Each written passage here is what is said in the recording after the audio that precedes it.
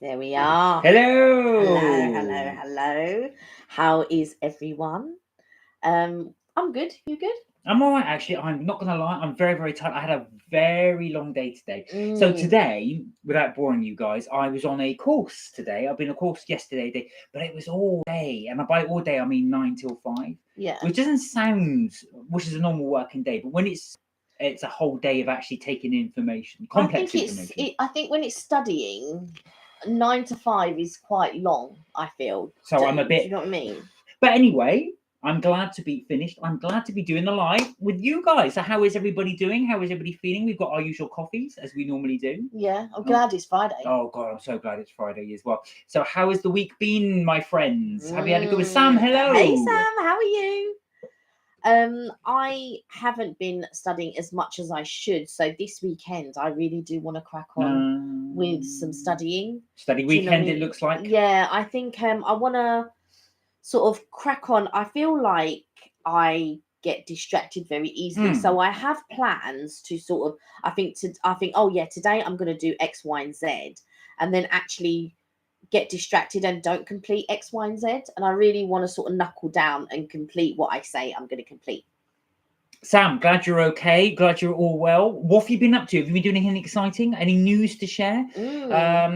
So we have, well, actually, in fact, we haven't uploaded a video for a while, which is probably bad of us as well, but we do have several in the pipeline. Yes, we do. Now, some of you guys may have seen, I think I mentioned this a couple of days ago, but I will mention it again. I made a Korean corn dog. Oh, yes. Now, I did. Very unusual. If anybody ever gets a chance to go to central London on Charing Cross Road, there is a shop called Bunsik. Bunsik, I think it's pronounced. It's pronounced Bunsik, but they spell it Bunsik. Yeah, so B-U-N Z? No, I-K. Is it Z? I thought it was S-I-K. Bunsik. It could be S-I-K, yeah. Anyway, think of, everybody's heard of a corn dog, but think like a hot dog. But you don't have to have instead of the sausage, I'm having like a big, long, same size as a sausage, but a big wedge, I'll call it, a wedge of mozzarella cheese. They wrap that in like a dough, a very, very thin dough, but I made it very, very thick. I shouldn't have done that. Yeah. A very, very thin dough, and attached to that dough are tiny squares of potato. Now, they taste like chips because they deep fat fry this whole thing. So as you do that, the bread cooks, that batter turns into like a thin bread. And those potatoes go lovely, very much like chips. So imagine, as you know, cooking chips. And in the middle, that mozzarella just melts. And you just get this bite of this gooey, cheesy, bready deliciousness. It's almost like having a little chip butty in a way, but with cheese on. I don't think it. Do you know what? We always disagree on this. Yeah, we always disagree because, like, when Mark explains something, I thought in my mind, I think it doesn't taste that way. But everyone's different, so it tastes different to everyone. It does to me. But for me, it's like a crunchy, cheesy, just crunchy, cheesy. But it's not that type of, like a cheddar cheese or whatever. It's like a stringy cheese, like mozzarella, because it melts. Because mozzarella. But even if cheddar melted, it would stretch, but it wouldn't taste as good as mozzarella. No. Well, now that's a matter of taste. So mozzarella is a very bland cheese. It is a very bland cheese, very, very, very mild flavour. But it accepts flavours very well. Yes, it does actually. That is true. Yeah. And also as well, it's one of the, you don't actually, obviously you cannot fry mozzarella directly. You've got to put it in something. The only cheese I know you can fry is camembert, which you have to freeze it first. So that's a little trick somebody taught me, is if a friend of mine used to get camembert, cut it into cubes, and then bread that. So you would actually dip it in egg wash, and then you dip it in breadcrumbs, and then you freeze it. And what you can then do is you can deep fry that. And by the time the outside's cooked, the inside is just obviously melted. Yeah, it's gooey. But you have to freeze it. You can't dip it straight in, otherwise it just melts. You can fry the Greek cheese. Halloumi. Halloumi, yeah. Yeah, you can fry that. That's true. Yeah. You can't deep fat fry halloumi. Paneer as well was the other one, which is the Indian cheese, which you can fry. Okay. Anyway, I digress. So I do say that is one of the Karen. Hello. Nice of you to join us. How are you? How are you? We were just talking about our little food ventures. Now, food's a big topic for us, as you Yeah. know, so we're just talking about some good foods. But Central London, Bunsheek, really recommend it. You will know where it is because you will see a massive queue out the front. Yeah, there's always a queue there.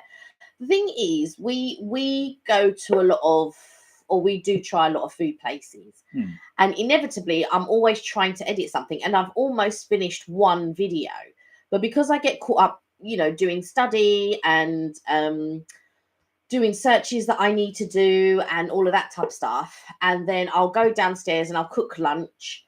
But sometimes, you know, I get caught up sort of doing different things when really I should be knuckling down and concentrating on something. And I've got my college course, and what I don't want to happen.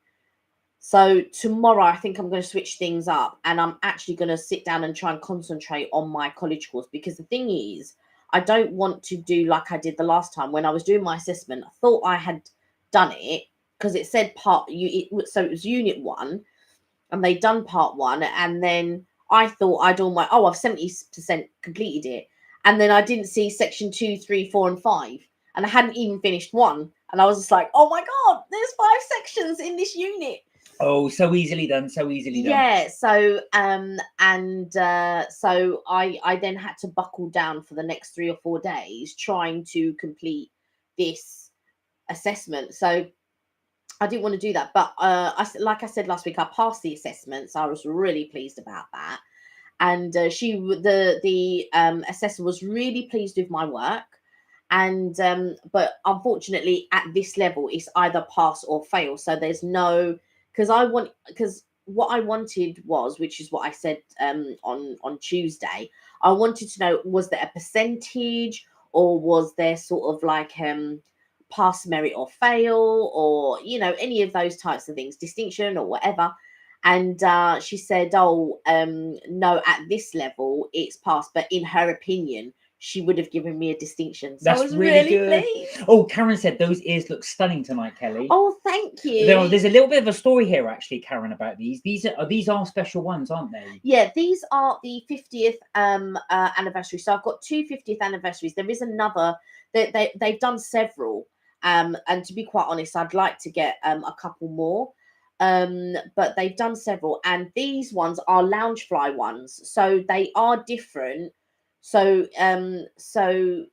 Disney have a few designers, like I want to say Lorna and Dooley or something like that. Lorna and Dooley. Now I'm just going to move the bow just slightly. If you can see just there, if I go a bit forward, just there, as you can see where my finger is, you can see the 50 on Yeah. there.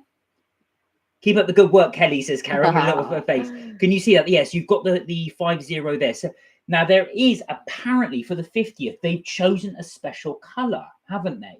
There was a special colour they chose for the 50th. Now I forget the name of it, but it's almost like a purpley gold. Iridescent. So I knew Kelly would know that. Iridescent, the colour. So that apparently is the official colour for the 50th. And they do have iridescent ears, and I really want to get the iridescent ears. So yeah, I'm gonna have a look into it and see if I can order the iridescent.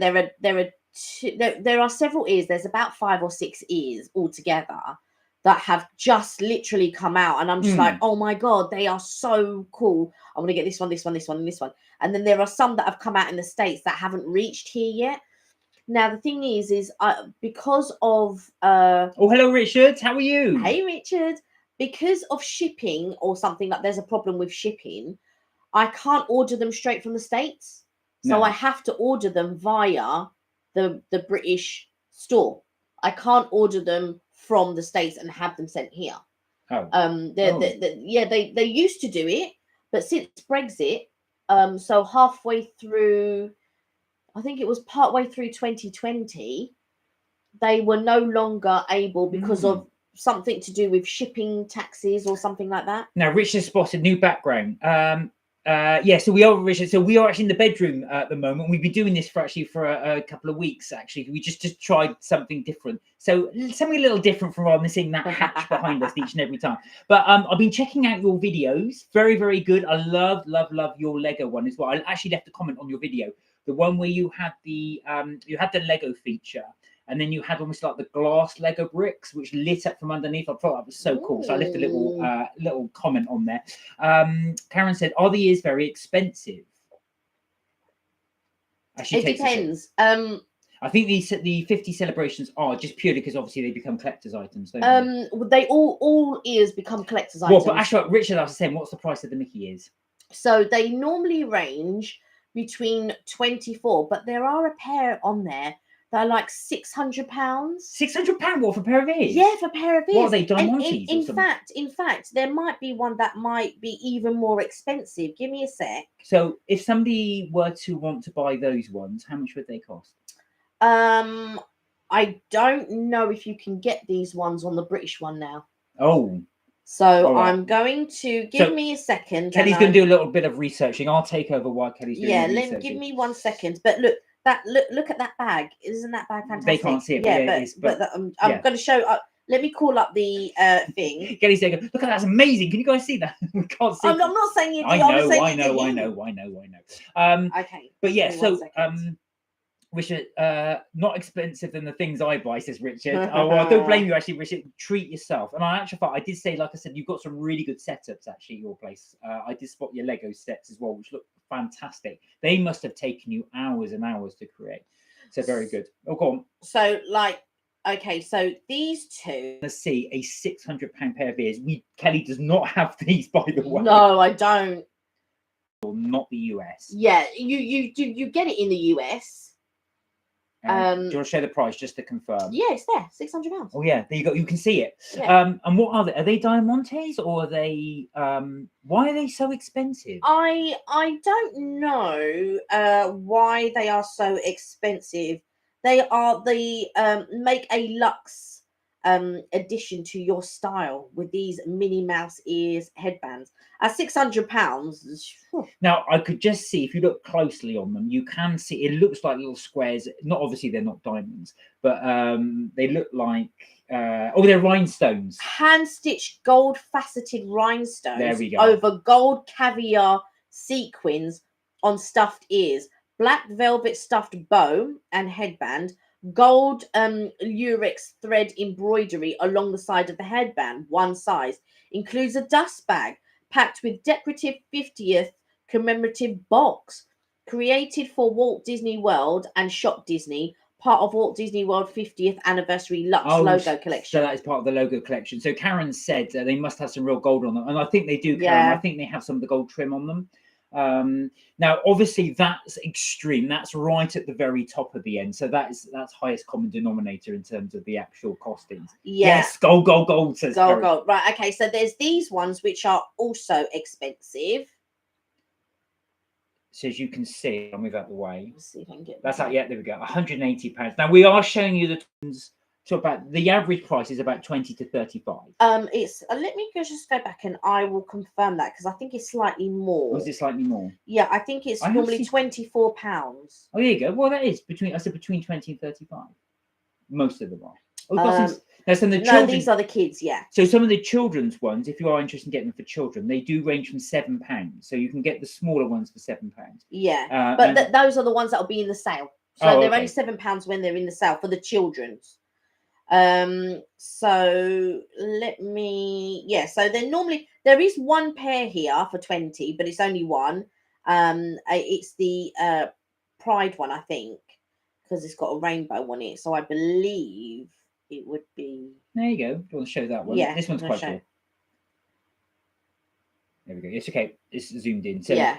So that's quite a simple one. Yeah. No bow or anything as well. So I bought Kelly quite a few of these. So they do range in different times. Richard said, I was told always buy how you feel comfortable with and don't buy something you can't afford. Do you know what? That's true, actually. There's an old saying as well, Richard, which we were saying the other day. If you have to ask, you can't afford it. Yeah, and there you go. Which is very much like Richard is saying as well.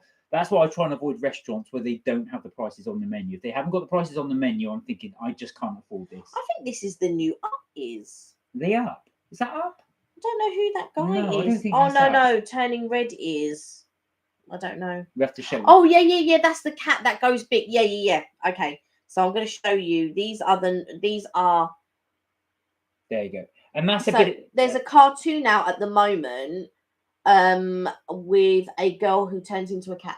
Oh, okay. Yeah, and that's the ears for that. And that's pretty much standard price. So there you are. You're looking around about that sort of that price. They normally start at 24.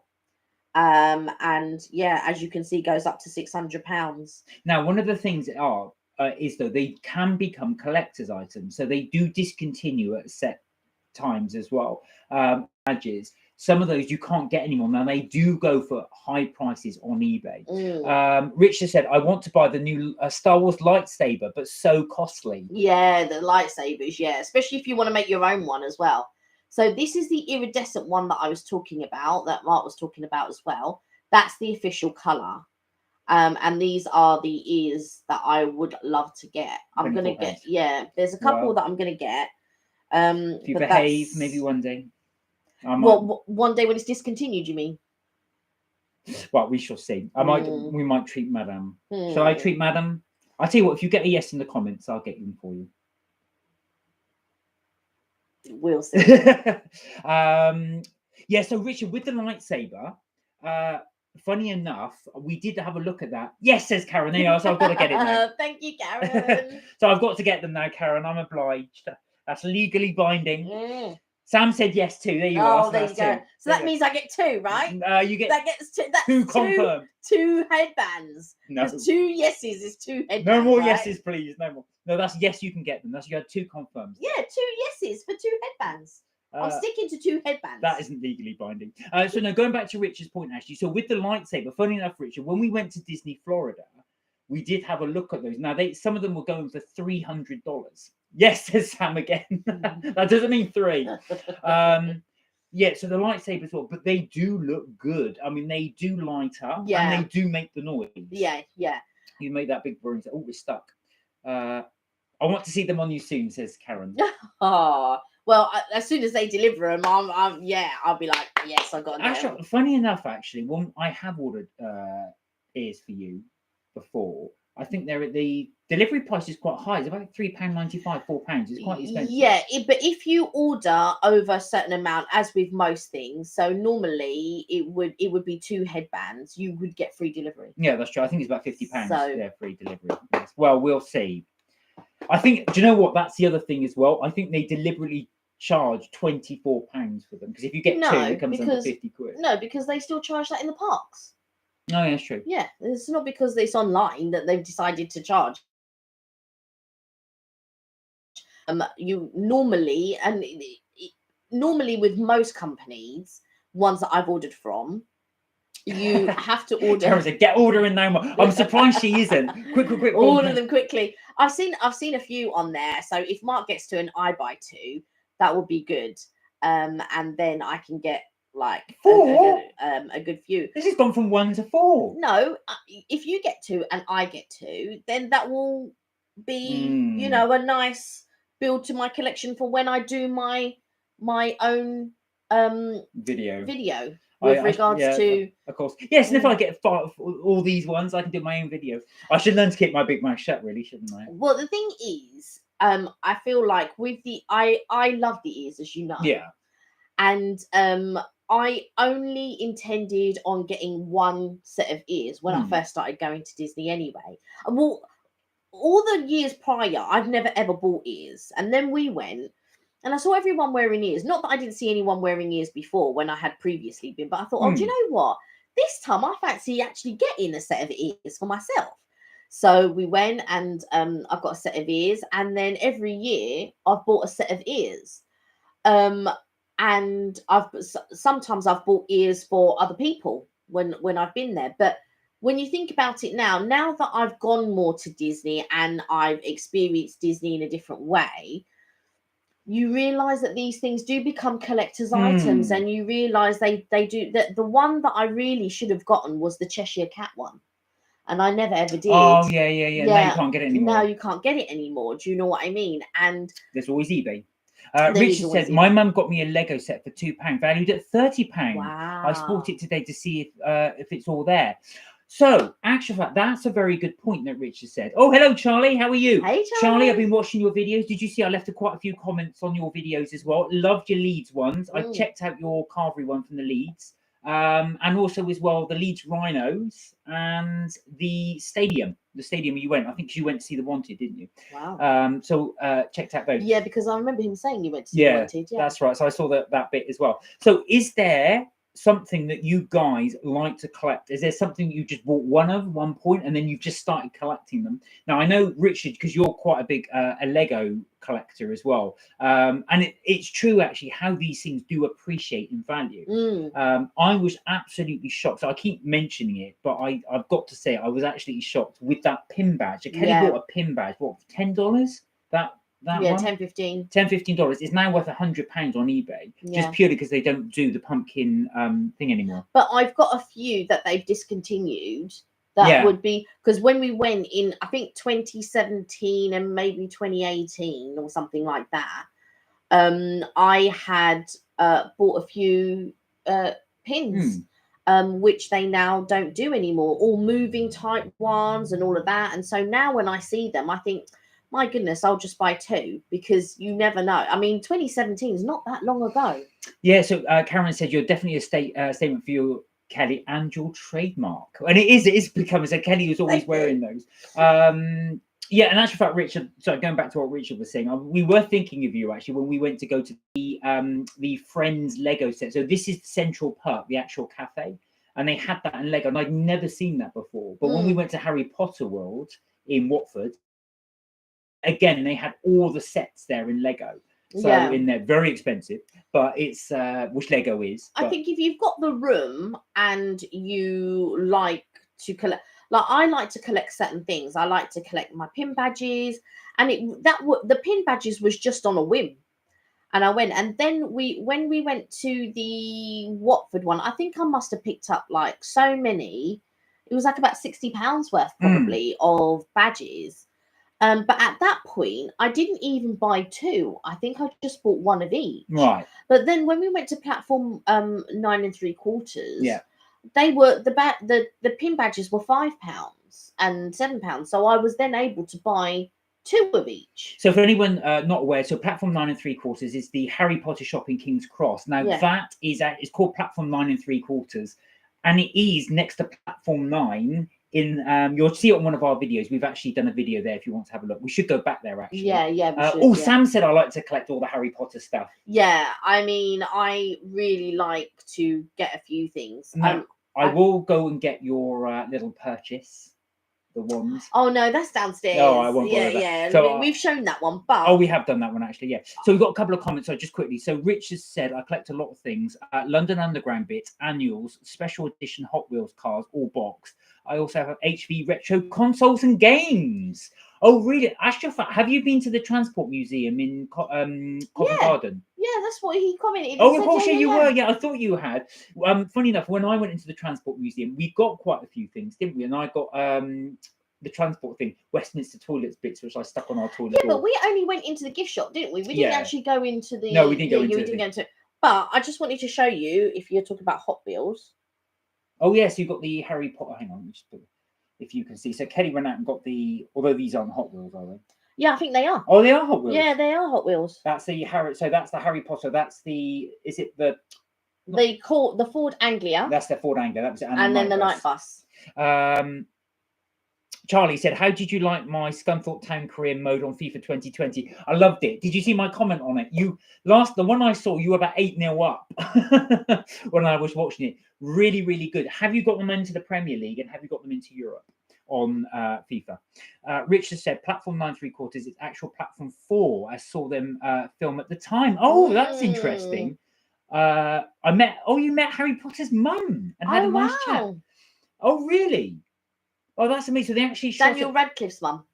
Is that on? Yeah. That's what I was assuming.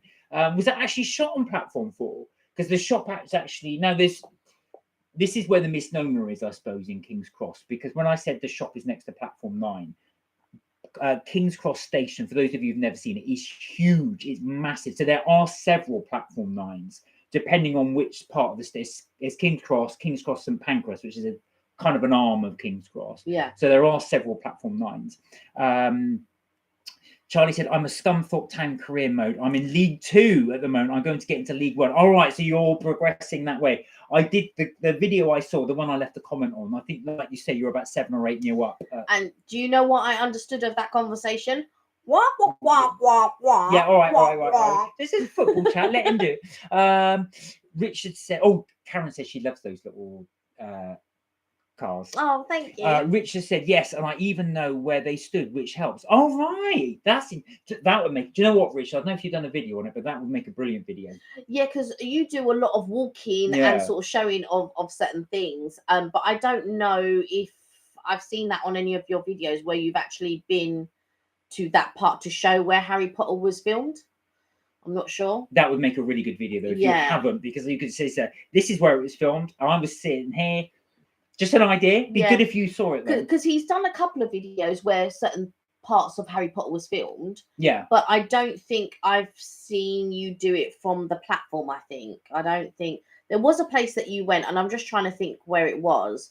It was either we were having a conversation about it, or you did a video about it. And I'm just trying to think which one it was. But I remember you saying, oh, they did Harry Potter then. I was like, really? I didn't know that. Well, funny enough, actually, because when Kelly and I have done sort of videos around London, I always have that in the back of my head because I know where Borough Market is, not too far from there. So in between Borough Market and London Bridge, round about there is an alleyway there, and they filmed some of Harry Potter there. I forget which scene. No, that's at Leadenhall Market. Oh, that's at Leadenhall Market. No. There is no. So there's one at Leadenhall Market, but there was an entrance they did to the Leaky Cauldron, and they filmed it there. Just the entrance. Leadenhall Market. No, they just filmed something else at London Market. No, it's Leadenhall Market. You sure? I am. All right. I am 100% sure that when they filmed going into the Leaky Cauldron, that was in Leadenhall Market. Karen said, Kelly, have you got a display cabinet for all your Harry Potter ornaments? I don't. No, I don't. They're scattered all over the house. So I've got some upstairs, some downstairs. We've got. I don't know if you wanted to show them the picture that you've hung on the wall there. I'll grab it. So I've got all ornaments and stuff all over the house. I've just started my miniature, my little miniature Harry Potter stuff here. But things that we go and do and see and I get there are 3 prints that I've bought from Minnie.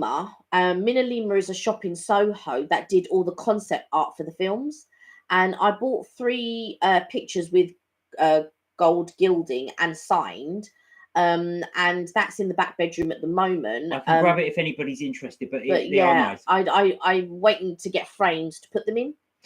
So Richard said I plan to do a full video in the summer to show all the places. That would be really good. Yeah. And he also said I read the Harry Potter book and Cursed Child, and oh my god, good reads. Yeah.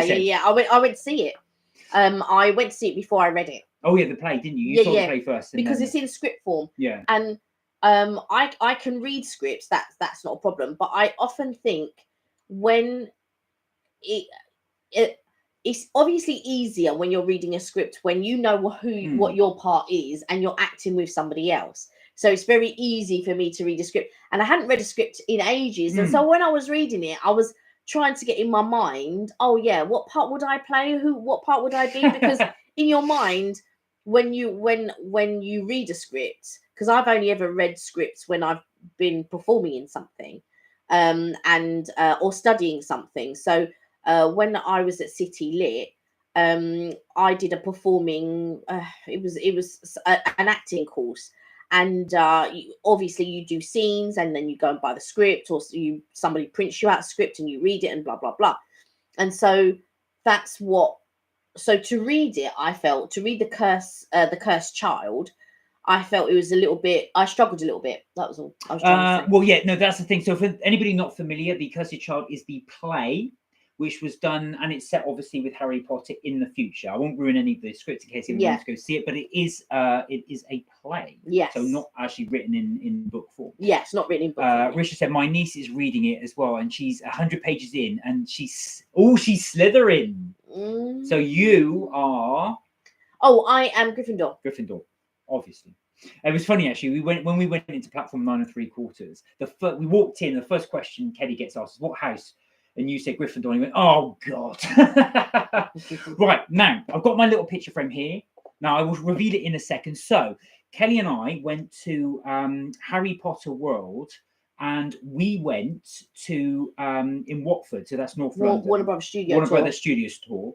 And also what they do is they will take your photo and they will put it in a poster form. So this is the photo we had. I'm just going to show it to you now. There you go. Have you seen these wizards? So we did a smile and they go, no. Look. Solemn, because you're supposed to be on a wanted poster. Now, I think from memory, and I'll be correct on this, I think there's 3 or 4 different types of images they'll do. So they'll say, have you seen these wizards? So we went for that. You could have you seen these witches? You can have you seen this witch? Have you seen this wizard? If you're just having a singular.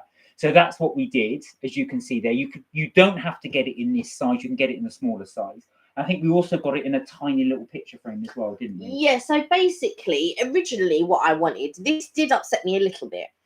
So I wanted it in a small photo form. And they said, oh, we don't do that or something like that. And I was like, all right, then I'll get it. And in my mind, I thought, I'm sure I've seen them do it in a photo form. So anyway, so we purchased that one. And it's £20. It's not cheap. So we bought that, and then I saw somebody getting it printed out in a photo form, and I said, that's the one that I wanted. But I didn't want to cause too much of a fuss, and I said, can I have that one, please? So we got both. Yeah, so we ended up getting both. Now we've been a couple of times. We went just before the pandemic. They are 20. Well, they were. I don't know if they've gone up in price, but they were £20. So to get that done and front is £20. Also, Sam has asked, have you read the Fantastic Beasts scripts? No, I haven't read the Fantastic Beasts scripts. I feel like I understand why she has done them in script form. Because when you read Harry Potter and then you go and see the film, you're let down with the film, because not everything that is in the book or the feeling that you get from the book can't always be portrayed in the film. Therefore, the best way is to read the book first and watch the film.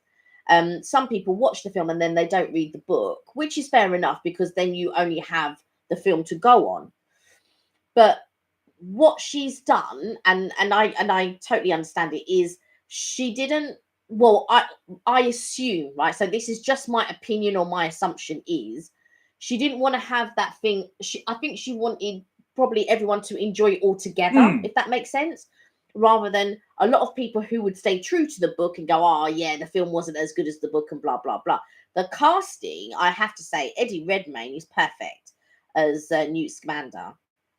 And I feel that they really the casting for Fantastic Beasts was really, really good, whereas I don't feel the same with the casting of Harry Potter. So Charlie says on the channel, he commented, I've done and built something on Minecraft, got a farmhouse in Rednecker. Go and check out that video.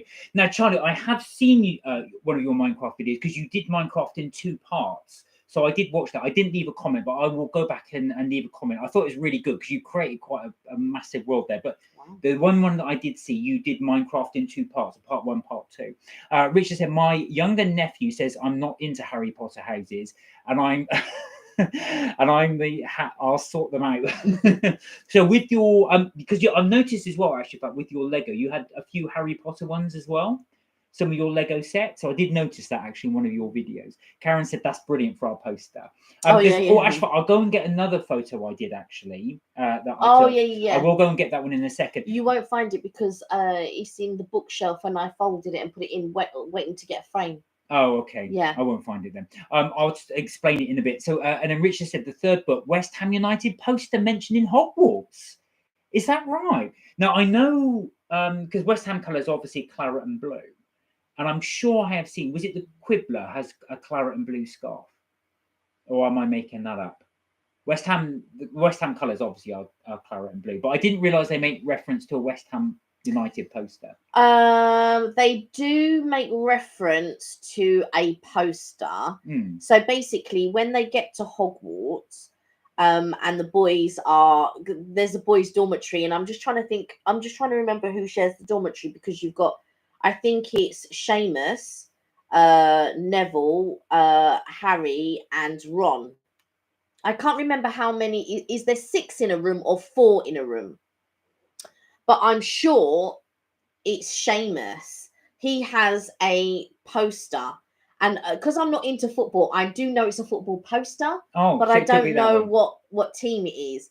And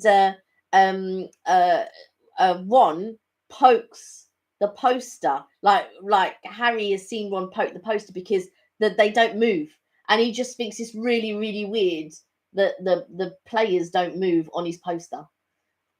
So it could be that, actually. So it might have been West Ham. I know the Chudley Cannons.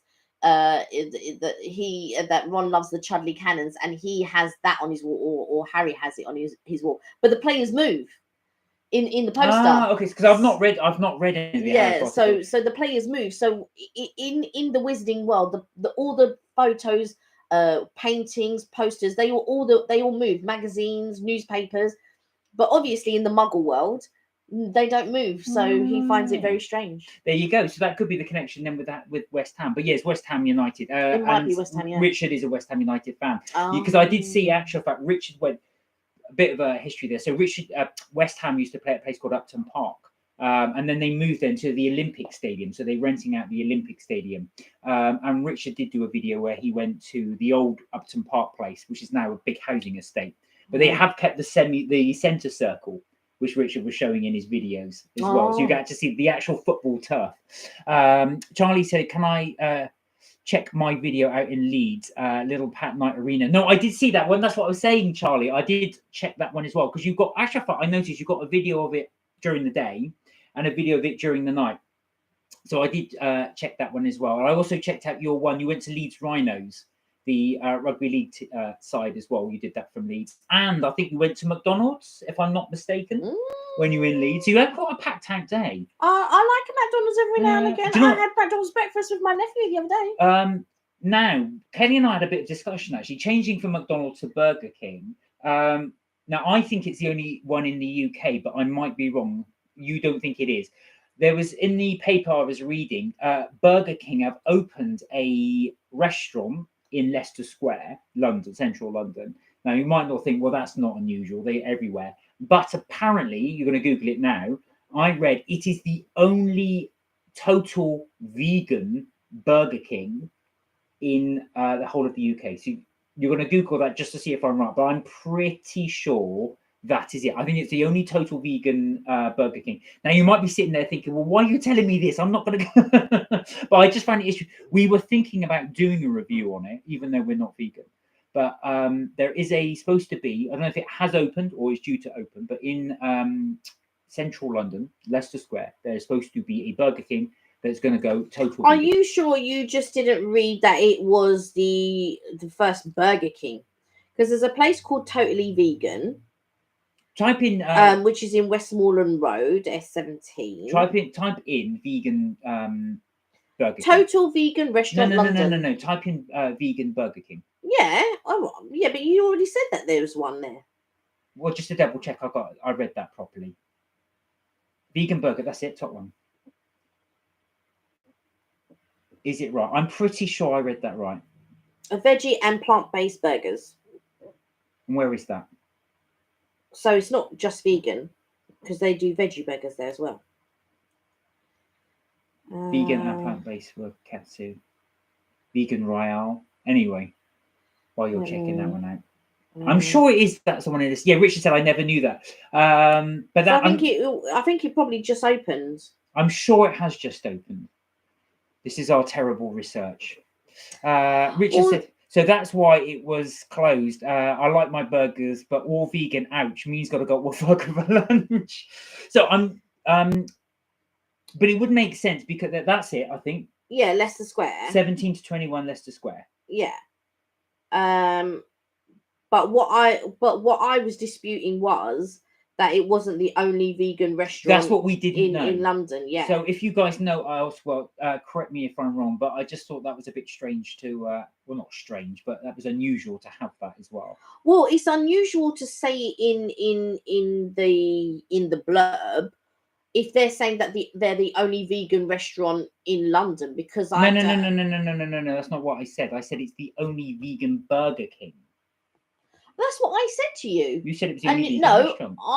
I said to you, you said to me it was the only vegan restaurant in London. No, I didn't say that. I said the only vegan Burger King. Well, of course, it's not the only vegan restaurant. Mildred's is a vegan restaurant. No, that's a vegetarian restaurant. That is vegetarian, actually. There's a difference between vegan and vegetarian, but I'm not, and I'm not either. No, because I would never be. Well, never say never, right? Because there is a time when maybe you may choose to become vegetarian or vegan. But I don't envisage ever seeing myself becoming vegan or vegetarian. So actually, Richard said, I'm not into vegan food, but some days I have non-meat or fish day. So how do you guys do it? Do you think you guys could ever go vegetarian or vegan, or do you think that will completely off the table? Or could you do flexitarian? So flexitarian's a new, well, I've never heard it before, but apparently it's a new saying. So flexitarian is you go vegetarian part of the week. My brother's a flexitarian. Your brother's a flexitarian. Yeah. Now you two says. I know, us having that's not what he said. That is 100% what it is. This is Kelly not listening. No, I listened, and then you were Googling it, and I'm like, Richard said, coming on my vlogs, 11-mile walk. Oh, wow. Okay. Karen said, never, I love my meat too much. And do you know what, Karen? That most of my friends actually say that. They just said, no way they could do it. I think for me, I feel like something, if there's not a piece of protein, now it doesn't necessarily have to be meat, it could be fish. If there's not a piece of protein in my dish or on the side of my dish, it feels like there's something missing. Do you know what I place it with? You know, like when you don't feel stuffed after a meal, it's almost like you still feel like you're hungry. Yeah. Right? Whereas I know I stop at the moment I don't feel hungry anymore. And the only thing that sometimes pushes me over the edge is when I drink a lot of water during and after the meal, and then I feel stuffed. I feel like, oh my God, I'm so full. But I think that when I don't have like a piece of meat or fish on my plate with whatever it is that I'm having, because like sometimes I'll just have salad, and then with salad I might want like some pancetta or something like that mixed through. And I think that it's the same sort of mentality or the same way of thinking as when you're not stuffed after a meal. So Richard said, I tried vegan but felt ill for it. Oh, that's interesting, actually, you felt ill for it. I'm not saying I wouldn't have a vegetarian meal. I do love my veggies, says Karen. Now, actual fact, guys, that is very, very interesting, because there is the other end of the spectrum. Now, I was reading I probably, I like to read all these kind of weird and wonderful things. But there was a debate, actually, in Oxford University, where you had somebody who was vegan against somebody who, actual fact, they went on a diet that's pure meat. So pure meat. Now, obviously, you can't just have meat on its own. You do need to have some form of vegetables as well to balance it out. But the vast majority of their diet was meat. But they said they never felt healthier, this meat eating person. Yeah, that's right. Because they're just saying it's the pure protein. They just said they sleep better. This person who used to snore said they stopped snoring. And also as well, they have less meals because they just said they feel fuller for longer. So it's just interesting seeing that complete. I mean, obviously, I'd like to think in the middle is probably a bit more sensible, but you have these two extreme arguments. I think that when you sort of minus something out of your diet, whether that be milk-based products or whether that be wheat, flour, or whatever, I think your body tends to adjust and make the adjustments, because the thing is, in this day and age, we eat very differently to let's say, the way that the caveman ate, because the caveman would have eaten vegetables, plants, herbs, or whatever, and meat. True, but they would also eat not like we do. So they wouldn't eat 2 or 3 times a day. They would eat obviously when you could get food. Yeah. So that, but your body is designed for that. Your body is designed that it can go up to 60 days without food. Right. But nowadays we have like a lot of processed stuff. So now we have things like flour and milk and this and that, sugar and things. Western diet. Yeah, things that you know we wouldn't have. They wouldn't have eaten. You know, our ancestors sort of like wouldn't have eaten. So therefore, when you minus those things out of your body, like was it Richard that was saying that turning vegan made him feel ill? Yeah. But that to me is your toxins leaving the body is what is making you ill. So they say it takes however long for your taste buds to get used to something, and I wonder how long it takes for your body to get used to something, but your body will expel all the toxins. Richard said, did you know Wendy's here in the UK is the only Wendy's that has a vegan on the menu? Oh, I didn't know that. Is that right? So if you were to go to the US, you wouldn't get vegan there. Because Wendy's is I'm thinking of Wendy's, the American burger joint. I'm right in saying that. Yeah. I also noticed, actually, never seen it before, Taco Bell in the UK. Oh yeah, I've seen Taco Bell. I've never seen that before. There's actually one in Newcastle. There's actually a Taco Bell. There's supposed to be Popeyes coming here as well. Oh, is there? Yeah. I mean, Taco Bell in the States. I don't know if they're owned by KFC or vice versa, but they are together in a lot of places. So there was a cinema that I went to, and I'm just trying to think which one it was. And there was a and in the cinema there was a Taco Bell and a KFC. So for those of you not familiar, Popeyes is very similar. Would you say to KFC? It does chicken, doesn't it? Yeah. Yeah. So it's so allegedly Popeyes is supposed to be coming to the UK. What was supposed to happen after Brexit with all these American influx of American which chains. hasn't happened at all. I'm waiting for the Cheesecake Factory. That's the one I'm waiting for. I know there were some American chains that when we went to the United States, thought, oh, this will be amazing here.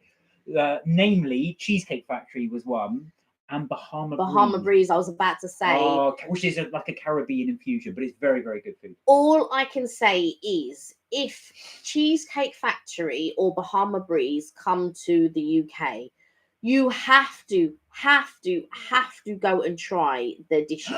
Oh, so Richard, that's interesting. So there is a Popeyes here already.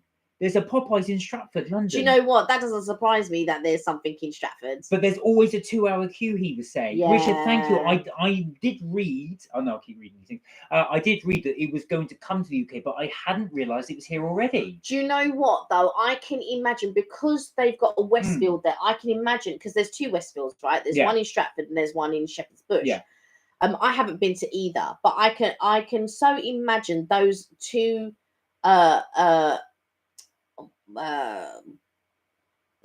malls or whatever you want to call them would bid for certain things, so to draw people to their location. Now, Stratford is huge. It's a huge shopping centre for those who haven't been, but it isn't the biggest in the UK. The biggest in the UK is I forget the name of it. Richard will probably know, but it's actually in Newcastle.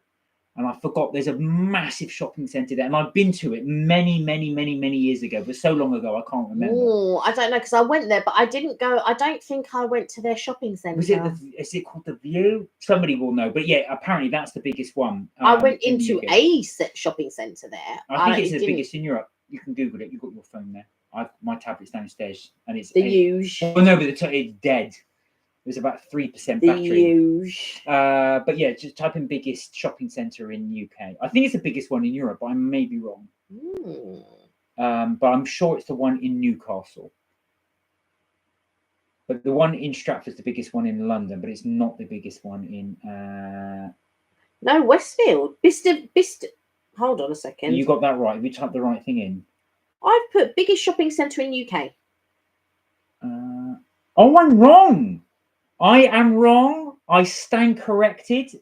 Westfield is number 1. So it is the biggest. Metro Centre, that was it. That was in Newcastle. Tyne and Ware.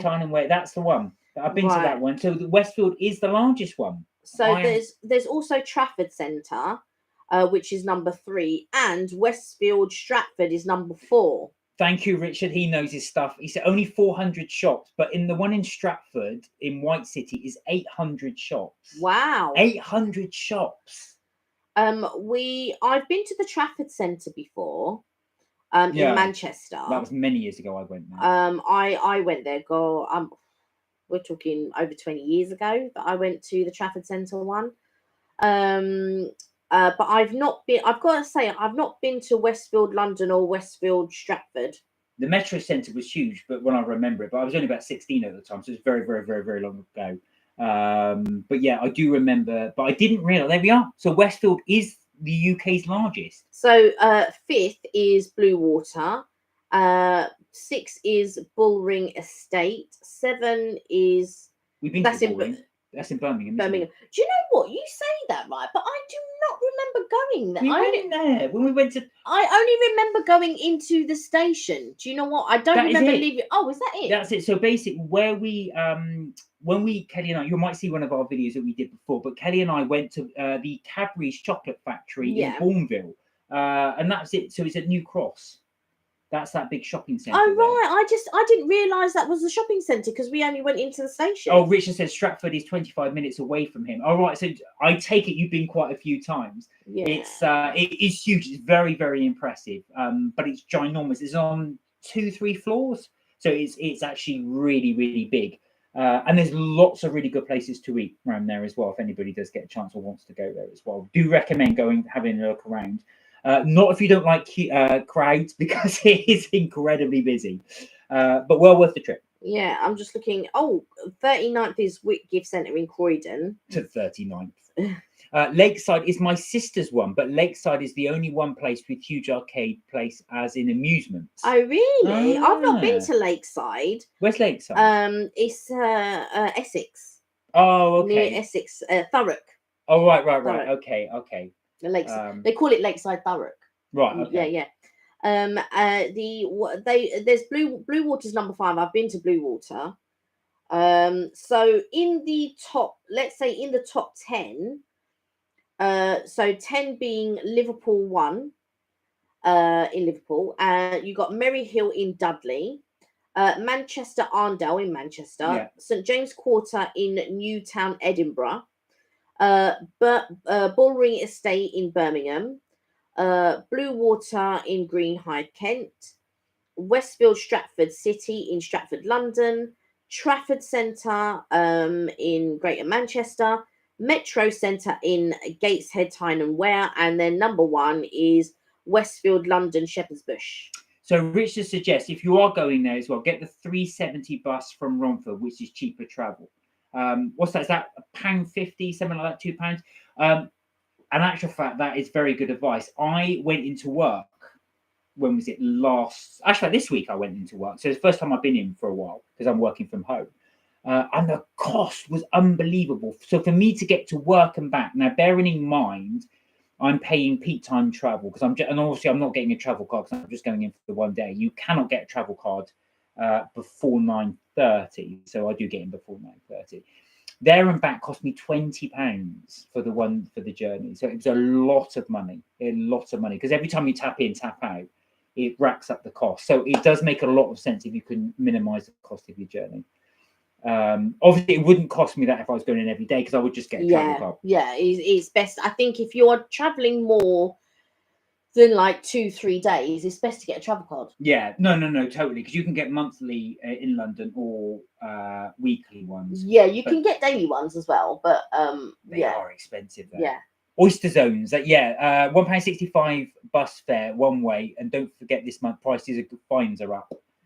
I know they are going up. Crazy. I know well, they're trying to, or as you know as well, they're trying to make up for all that lost revenue they've had. Oyster Zones as well. Yeah, so that's where you go through. As you go through the different zones, up goes the price. Yeah. But they're trying to recoup as much money as they can because during the pandemic they lost a lot of money. So I calculated for me not going into work for a year during 2020. So I was just going in. Pretty much work from home during that year. I saved myself £2,800, roughly around that. So it's a lot of money just by not going into work. So, and that's by not getting 12 monthly travel zone cards, roughly around that. I think it was 2,400. I beg your pardon, but it's a lot of money. 2,400. So roughly about £200 a month. But that is so you can just see the amount of money you do spend in London on travel. I think that travel in London is so expensive, and when you calculate it, because I don't know how a lot of people live locally and are able to afford, a mortgage locally. It because it's all relative, right? So if you lived in London and worked in London, how can you afford your property in London? Because to buy a property in London is so expensive. So you tend to buy further out. Now, let's, for argument's say, you live in Essex, right? How can you then be able to work locally in Essex to afford your property in Essex? It's too expensive. So therefore, you have to travel out. So I just feel, but not only do you have to travel out, you then have to calculate your travel expense. So Richard's had a little tip here. Here's a secret oyster tip. Travel on buses for £1.65 is 70 minutes, not 60 minutes. Oh, okay. Now, so again, with that as well, because it's done on the journey, isn't it? So I think as well, as you tap in, you're just doing it for the one journey, but you can. I did see this somewhere as well, that somebody. So there was in London, for those of you not familiar, if you're above a certain age, and I think it's 60, you get free travel after 9:30. 9:30. That's right. But one guy tried to see how far he could go with his free travel. And by doing the different buses, I forget where he got to, but it was really quite far outside London. So if you can do that, you can actually get yourself quite far. So that's a really good tip, actually, just doing the buses. It is a lot cheaper than doing the tube.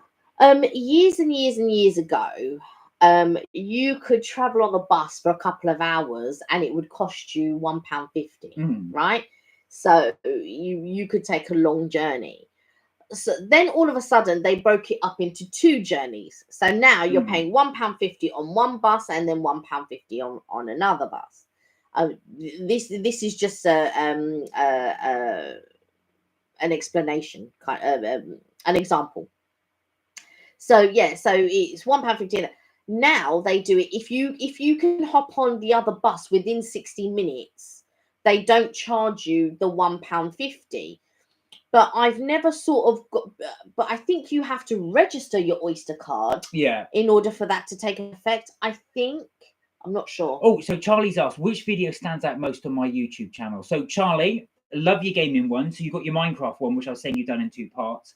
That's really, really good. Obviously, where you've taken Scunthorpe from League 2 to League 1. The one I left a comment on, I think you were about 7-8-0 up at the time. And I do like your Leeds ones. They're good. And your Toby Carvery ones, which are really, really good. Those are my favourites of yours. Oh, Millie, hello. Hey, Minnie. So Millie said, I took my girlfriend to Blacklock on your recommendation. It was amazing. Oh, good. Which day did you go? Did you do the Sunday one or did you do the weekday or the weekend one? And what did you have? I'm so glad you enjoyed it. We were really, really, really pleased. And I'm glad you liked it on our recommendation. We do worry about that sometimes because we'll recommend a place and we just say, oh, I hope people do like it too. So I'm really glad you enjoyed it. We always base it on our opinion, but I really did, because I try to pick places that are vegetarian or pescatarian, because you're pescatarian, and meat. So then you can see, if you are a pescatarian or vegetarian, you can see what Mark would eat. And then obviously, if you're carnivore like myself, you can see what I eat. So I feel like with the Blacklock, that was quite a good, and I felt that the prices were really reasonable for London. I felt they were really reasonable. Karen said, and Wimpy used to be served up on a plate. Well, there's a Wimpy near us, actually. There's so few of them there. Yeah. When I was living in North London, there was one in Enfield, but there is one down here as well. But yes, that's true. Yeah. Karen also says that I've seen a couple from Liverpool who do a YouTube blog where they went to Popeyes and it looked and was well rated. Oh, wow. There you go. So it's in Liverpool too. There's me saying it's coming and everyone's been already. Yeah, it's here already. No, I'm well behind. I'm just Googling to see where there is one. Millie said we could only get a booking on the Saturday. This is for Blacklock. but they did a version of the All In, and it was fantastic. Oh, you had that's that, the didn't version I had. Which one did you go to? The only reason why I say, if you go to the one, if you don't mind it being packed, then it's fine. Because normally I think the Soho one, I think there might be one in Covent Garden because we got invited to the pre-opening, but Yeah, we we never did. went. We Yeah. never went. But that's not because they know us or whatever or anything like that. It's just because We're we not were that famous. we're just on their list and that they sent us, and we didn't end up going. But if you don't want to go to one that is packed and all of that, if you go to the one in the city, it's so quiet. I mean, we haven't been for a little while because I think, when did we do the video? Last year. Yeah, it was We did it last year. It was last year. It was last year. But yeah. We should go back again, and then we can sort of do an informed. We will try. We are going to try and do a Sunday booking as well, because we do want to show you guys the Sunday booking. So with the Blacklock, they do pile your plate high, and I really do recommend you do the sweet potato if you get a chance to that. That was fantastic. It's been cooked for however many hours. It was just. It's all black and charred on the outside, but it just melts when you open it. Richard said, check out YouTube Jeff Marshall if you want updated uptime date transport in London and UK. Is a very popular person. Thank you, Richard. We'll check it out. So Jeff Marshall. Charlie said, my Doncaster Carvery Pub got over 63 views. Wow. Well done. I'll be also as well, check out Charlie's Leeds one as well, because you go to the Carvery in Leeds, don't you, as well? Minnie said, we went to the one in Soho. It was relatively busy, but a nice environment. Yeah, the one in Soho, I've not been to the one in Soho because I was looking for a quiet one because we wanted to video and show you guys anyway. But my cousin went to the Soho one and he enjoyed it. So like you say, it's got Blacklock does have a nice ambience. The way that they do the lighting and everything else. Our servers were quite friendly. Yeah, they were. So I don't know. Sometimes when it's busy, I don't know how people react. But I haven't come across anything bad, sort of like bad service in any of the places that we've been to recently. No, not at all, actually. And that's like the servers are genuinely good. If anybody is interested in doing Blacklock, we have done a video on Blacklock. You'll see it in one of our back catalogue. But you can then see, because your sister-in-law comes along. Yeah. So they Alicia. So they share the meat dish. You can see what that's like. It's all piled up. And I do the vegetarian option, so you can see, if you are vegetarian, you can see what that is like. And it was really reasonable because the vegetarian option was like £12. Yeah, it was really cheap. Next time, I think you should do both because that'll be 24. Yeah, exactly. Yeah, it makes sense because the all-in option was £22 per person. So to do the vegetarian option, to do two, would be £24. It would make sense next time to do both the vegetarian dishes. Yeah. Yeah. There you go. Richard said, I went to the city last week, not London. Sorry. Southend City, new name on the 1st of March in summer, going to do world's longest pier. What, someone else was saying that it was called a new. I think Richard was telling me that. I didn't know that. It was changing it because Richard, you and I were talking about that, right? Because Richard was the one that told me that he was also going to go, and that they were changing the name. Oh, sorry, Charlie. Charlie said I didn't go to the Carvery in Leeds. What was the? I got confused because there was one Carvery you went to, and it was grey. It was a something in. I've forgotten the name of it now as well. You just filmed the outside of it. But it looked like it was on like a busy roundabout. But it was a grey building. I thought that was in Leeds, but I might be wrong. That could be the Doncaster one. So apologies if I got that wrong. But yeah, it looked good. It did look good. Yeah, and I'm so glad you enjoyed the Blacklock. We are really, really pleased you enjoyed the Blacklock. What meat did you prefer the most? Because I think you get pork, lamb, and beef. So which was your favorite? I love pork anyway. Look at that, look at that, Karen. I'm way behind. You're way more advanced than me. There are 3 Popeyes in London, Karen was saying. Do you know what? I was just Googling where there were the Popeyes in. I'm so behind. I'm going, look out for Popeyes. It's coming soon, and everybody's gone. No, it's here already. What are you talking about? I'm just having one now. Yeah. I was thinking, whoops. I definitely want to try it. So I was just looking to see. I don't fancy queuing up for 2 hours though. So I was just checking where the Popeyes in the UK was. That's funny. People going, you do food reviews? If you do go to Southend City, the pier train is £5.60 return. That's really good. There was a little tip we did actually. So I don't know if they still do it, but they used to do a really cheap return from East Croydon down to Brighton. And that used to be £8, but I don't. £10. £10. It used to be £10 because you would get on the. They used to do the Gatwick Express, but it was £10 return. That's really good. Yeah, it was really good. And you actually had to go to. I mean, sometimes you can get really good deals. And we got a good deal. I think it was going from Blackfriars, but then it ended up being a nightmare because they kept cancelling the trains, didn't they? So it ended up being a nightmare getting down to Brighton, but we still had a lovely time. We did really enjoy it. That was in November. We went. We did video it. Charlie went for the beef. Lovely. So guys, if you do have any brilliant tips like that as well, please do put them in the comments. We'll read them out and share them if you don't mind. But I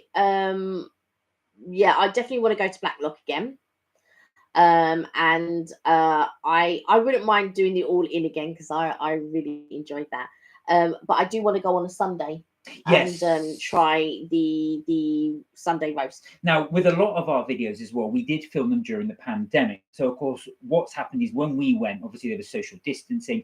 So what we are going to do is we are going to go back to some of the restaurants that we have been previously to as we zoom in and out. There we are. We are going to go back to those restaurants because we do want to show what they are like now, especially with buffets. So with a lot of buffets, we watch, there's a couple of people we watched from Las Vegas. Of course, they were shown what the buffets were like during the pandemic. I don't know if they've changed, but a lot of the places that we went to had very sort of strict guiding rules. We never put it up. We went to Marlowe's, which is a burger joint. And they were very strict there. You had to order at the counter. They would come up in masks and stuff like that. Now that probably has now changed. So we will refilm some of these. And put them back up so you can see what they are like now. And true. Richard said, always go on an off season. So we're talking about travel. That's very good advice. If you can go, that's the best time to go because the price between peak and off peak is unbelievable. But also during the school holidays, it's very expensive to travel anywhere. But a lot of places do. I mean, if you do have children, a lot of places do. That there were where I used to work, I used to get the crunchy nut cornflakes, and there used to be these vouchers. And there was a guy that I used to work with, and he had 5 kids, and I so every time I cut them out for him, every time I would have crunchy nut cornflakes, and I'd cut them out for him, and I'd say, look, if you've got 4 of these or whatever, the children get in for free. So you're only paying for the adults, but the children go for free. So there are a lot of places where the adults pay, but the children go for free during those times, and they also do good sort of like travel for kids. Like it's like a lot cheaper rate. So they're worth looking during the period. If you do have children, it is worth looking out for the vouchers and things like that on the back of on the back of crunchy nut cornflakes and things like that. Also on Revels and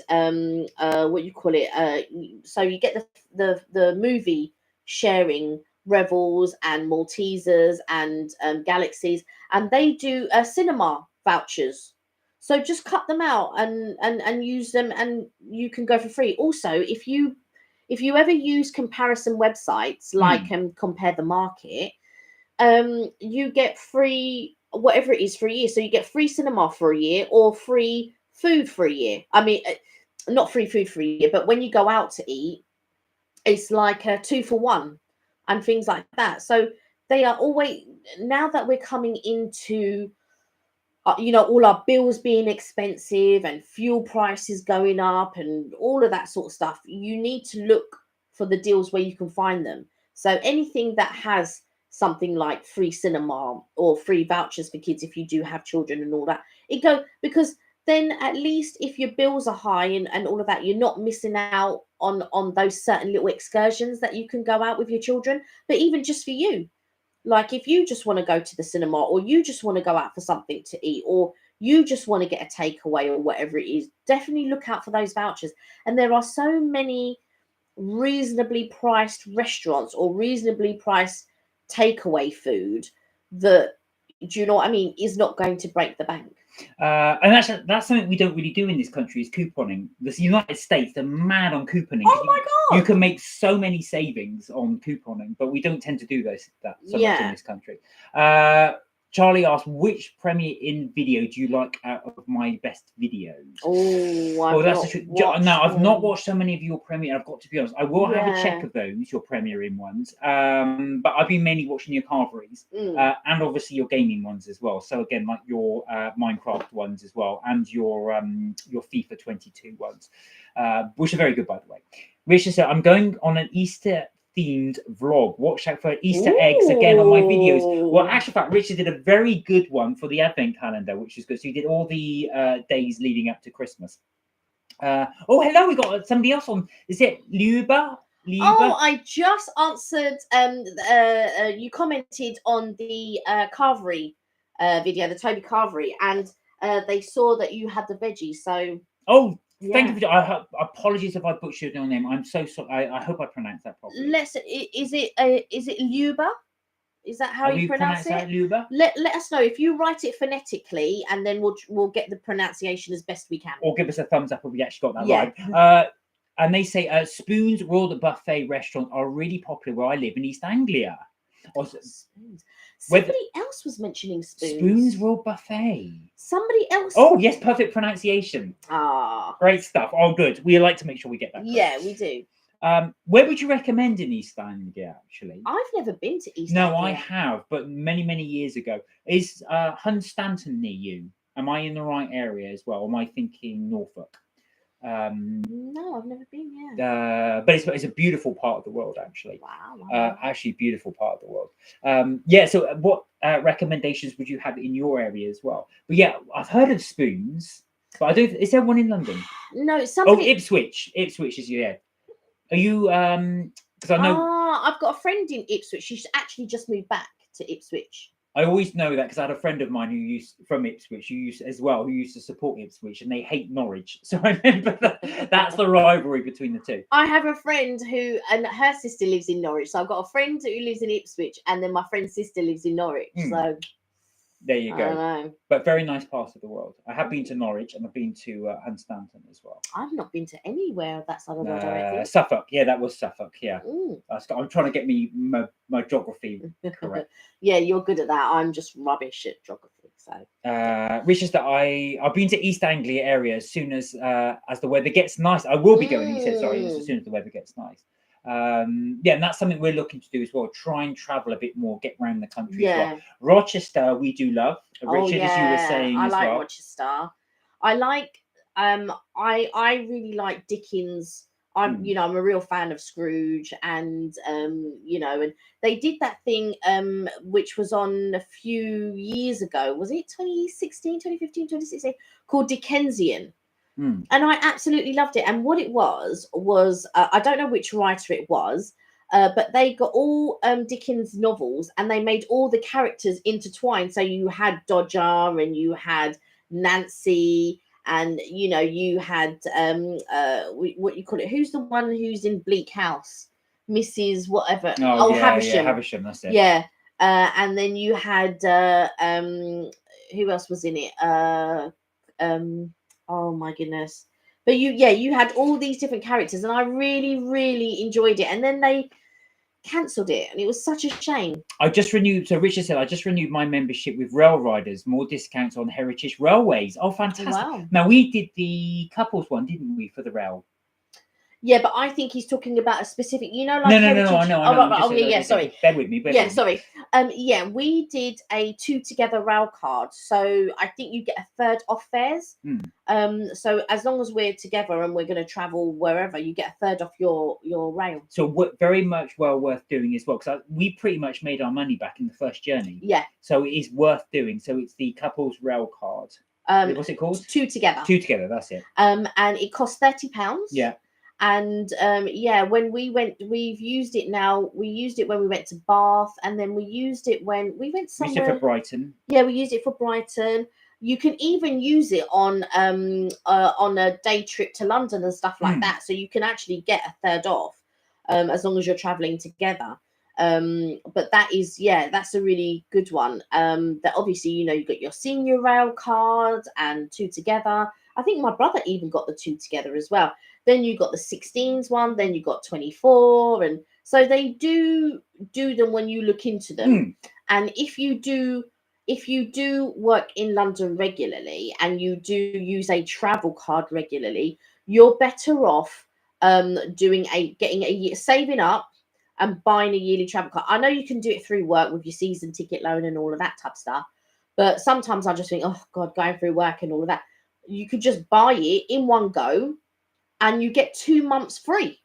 So it's cheap. It's cheaper and you get 2 months free. So Richard said, I got a network rail card as well. Rail Riders is aimed for steam railways. You're right, that makes sense as well. So you get all the classic, and that would be fantastic. What's that like? I'd love to do that actually. We should look to do that. I'm always thinking of the Orient Express type thing, but of course it's not. It's not. But yes, is that things like the Flying Scotsman, and I'm not. Oh God, my knowledge on classic railways is not that good. And Charlie Luba said Charlie's just subscribed to you. So Luba, have you actually been to the Spoons Raw Buffet? And if you have, what's it like, and would you recommend it? Is there one in London? Spoons? Spoons. Let me have a look. Somebody else was mentioning Spoons, and I want to say, because people always call Wetherspoons spoons. Oh, it's the first time I've ever watched a live video on YouTube. Must say, it's a lot of fun. Oh, you two are very warm and friendly. Thank you. Gives me company. Oh, anytime, please. We love having people come watch this as well. We love, we really, really, really appreciate all your support as well. We love being able to chat to you guys. Yeah. And we chat on here. We're always chatting. We don't stop chatting. No, exactly. We're just we just like to have that conversation with everybody. So every Tuesday and Friday, as you guys know, 6 p.m. onwards. Oh, we're always late, but yeah, we do like to do our little lives and have a chat. Is it the Spoon World Buffet Bar? Is that what it is? Sounds like it. It says here Pan Asian. Oh, there's one in Chatham. Ah, is that in Kent? Yes, it is. Okay. Is that the only one? Let me just go to their website and find out. Luba said, yes, Spoons is amazing. They do all sorts of food. Overwhelming choice, really. Because there's another Pan Asian, which is it's JRC in Croydon, because that's a Pan Asian. And I don't know what Jimmy's World is in Greenwich. Oh, right, we're not been to that. What's the one that was in Croydon? It used to be called Cosmos. Oh, that's Cosmo. What's it called now? JRC. JRC, that's it. So Cosmos is one we used to go to, now called JRC. Yeah. There are lots of little gems of buffets around. I always used to think, because it's normally sort of Chinese food that I always associate with buffets, but they're not. There are lots of different types. They are hard to find, but there are buffet places around in London. Some of them can be really expensive though. But you can get a lot of Brazilian buffets. Where they have a buffet, so they have a station where they do all your accompaniments to the meat or the fish or whatever. So if you go to a Rico Redigio, they have all the accompaniments, but at your table they bring the meat on skewers and then they cut the meat off for you. So you have a green to say go and a red to say stop. Oh, is this the Brazilian? Yeah. Right. So right. So there's that one, and then there's the one of my favorites, which is the Ned. But now you have to become a member. Oh, the Ned's fantastic. Again, if you are at all interested, we've done the Ned so many times. I would love to go back and do the Ned again because it's such a fantastic restaurant. But we have done a video on the Ned. Yeah, it is super expensive. Yeah. But you can eat as much oysters and as much lobster as you want in 2 hours. Right, now Richard's given us a bit of advice there. So for some nice bit of advice here if you are into railways and especially steam trains. So he says Steam Dreams is the cheapest ticket, costs you £89, and Pullman is from £300. Right, now these are special rail journeys you can take but check online and see the routes and catch the trains where they depart to see the steam trains. So we've got the Steam Dreams, which is the cheapest ticket at £89, or the Pullmans. So those are that. Thank you, Richard. That's great advice. If anybody's interested, he's put that in there. Luba said, "Oh, thank you, Charlie, but he doesn't do videos. But yeah, that's all right. We'd all like to." And Richard said, "Luba, there's a Spoons in Stratford." Ah, thank you. So is that near the shopping, or is that near the? Must be inside the shopping centre. No, is it in the shopping centre, or is it near the Olympic Park? That's interesting. There we go. We should go down there though. Really. Yeah, we should. That is one of the videos we'll do. We'll actually go down to Westfield and take a look and stuff like that. We'll pick a place to eat as well. I love that name, Steam Dreams. So again, for those of you that are interested in doing Steam Dreams, we should just give another tip. Steam Dreams tickets do go fast, so make sure you try and book and go online and get them as well. That I can imagine, because if you're a rail enthusiast, and there are so many people who are. Spoon's Pub in Stratford is the old part, Stratford. Right, so it's the older part, right? Oh, but you're saying it's a pub. See, it's not a buffet. Right, are you Wetherspoons? Are you thinking Wetherspoons, or are you thinking the Spoon? That's just what I got confused, because when Luba said Spoons, my immediate thing was Wetherspoons, but of course it's not. It's the buffet. Yeah, because I think Luba's saying that the Spoons is a buffet restaurant, Pan-Asian buffet restaurant. So it's not a pub. So that's what I'm trying to find, where the Pan-Asian buffet. Now there is one in Chatham, but I think the one in Chatham might be the old Cosmos.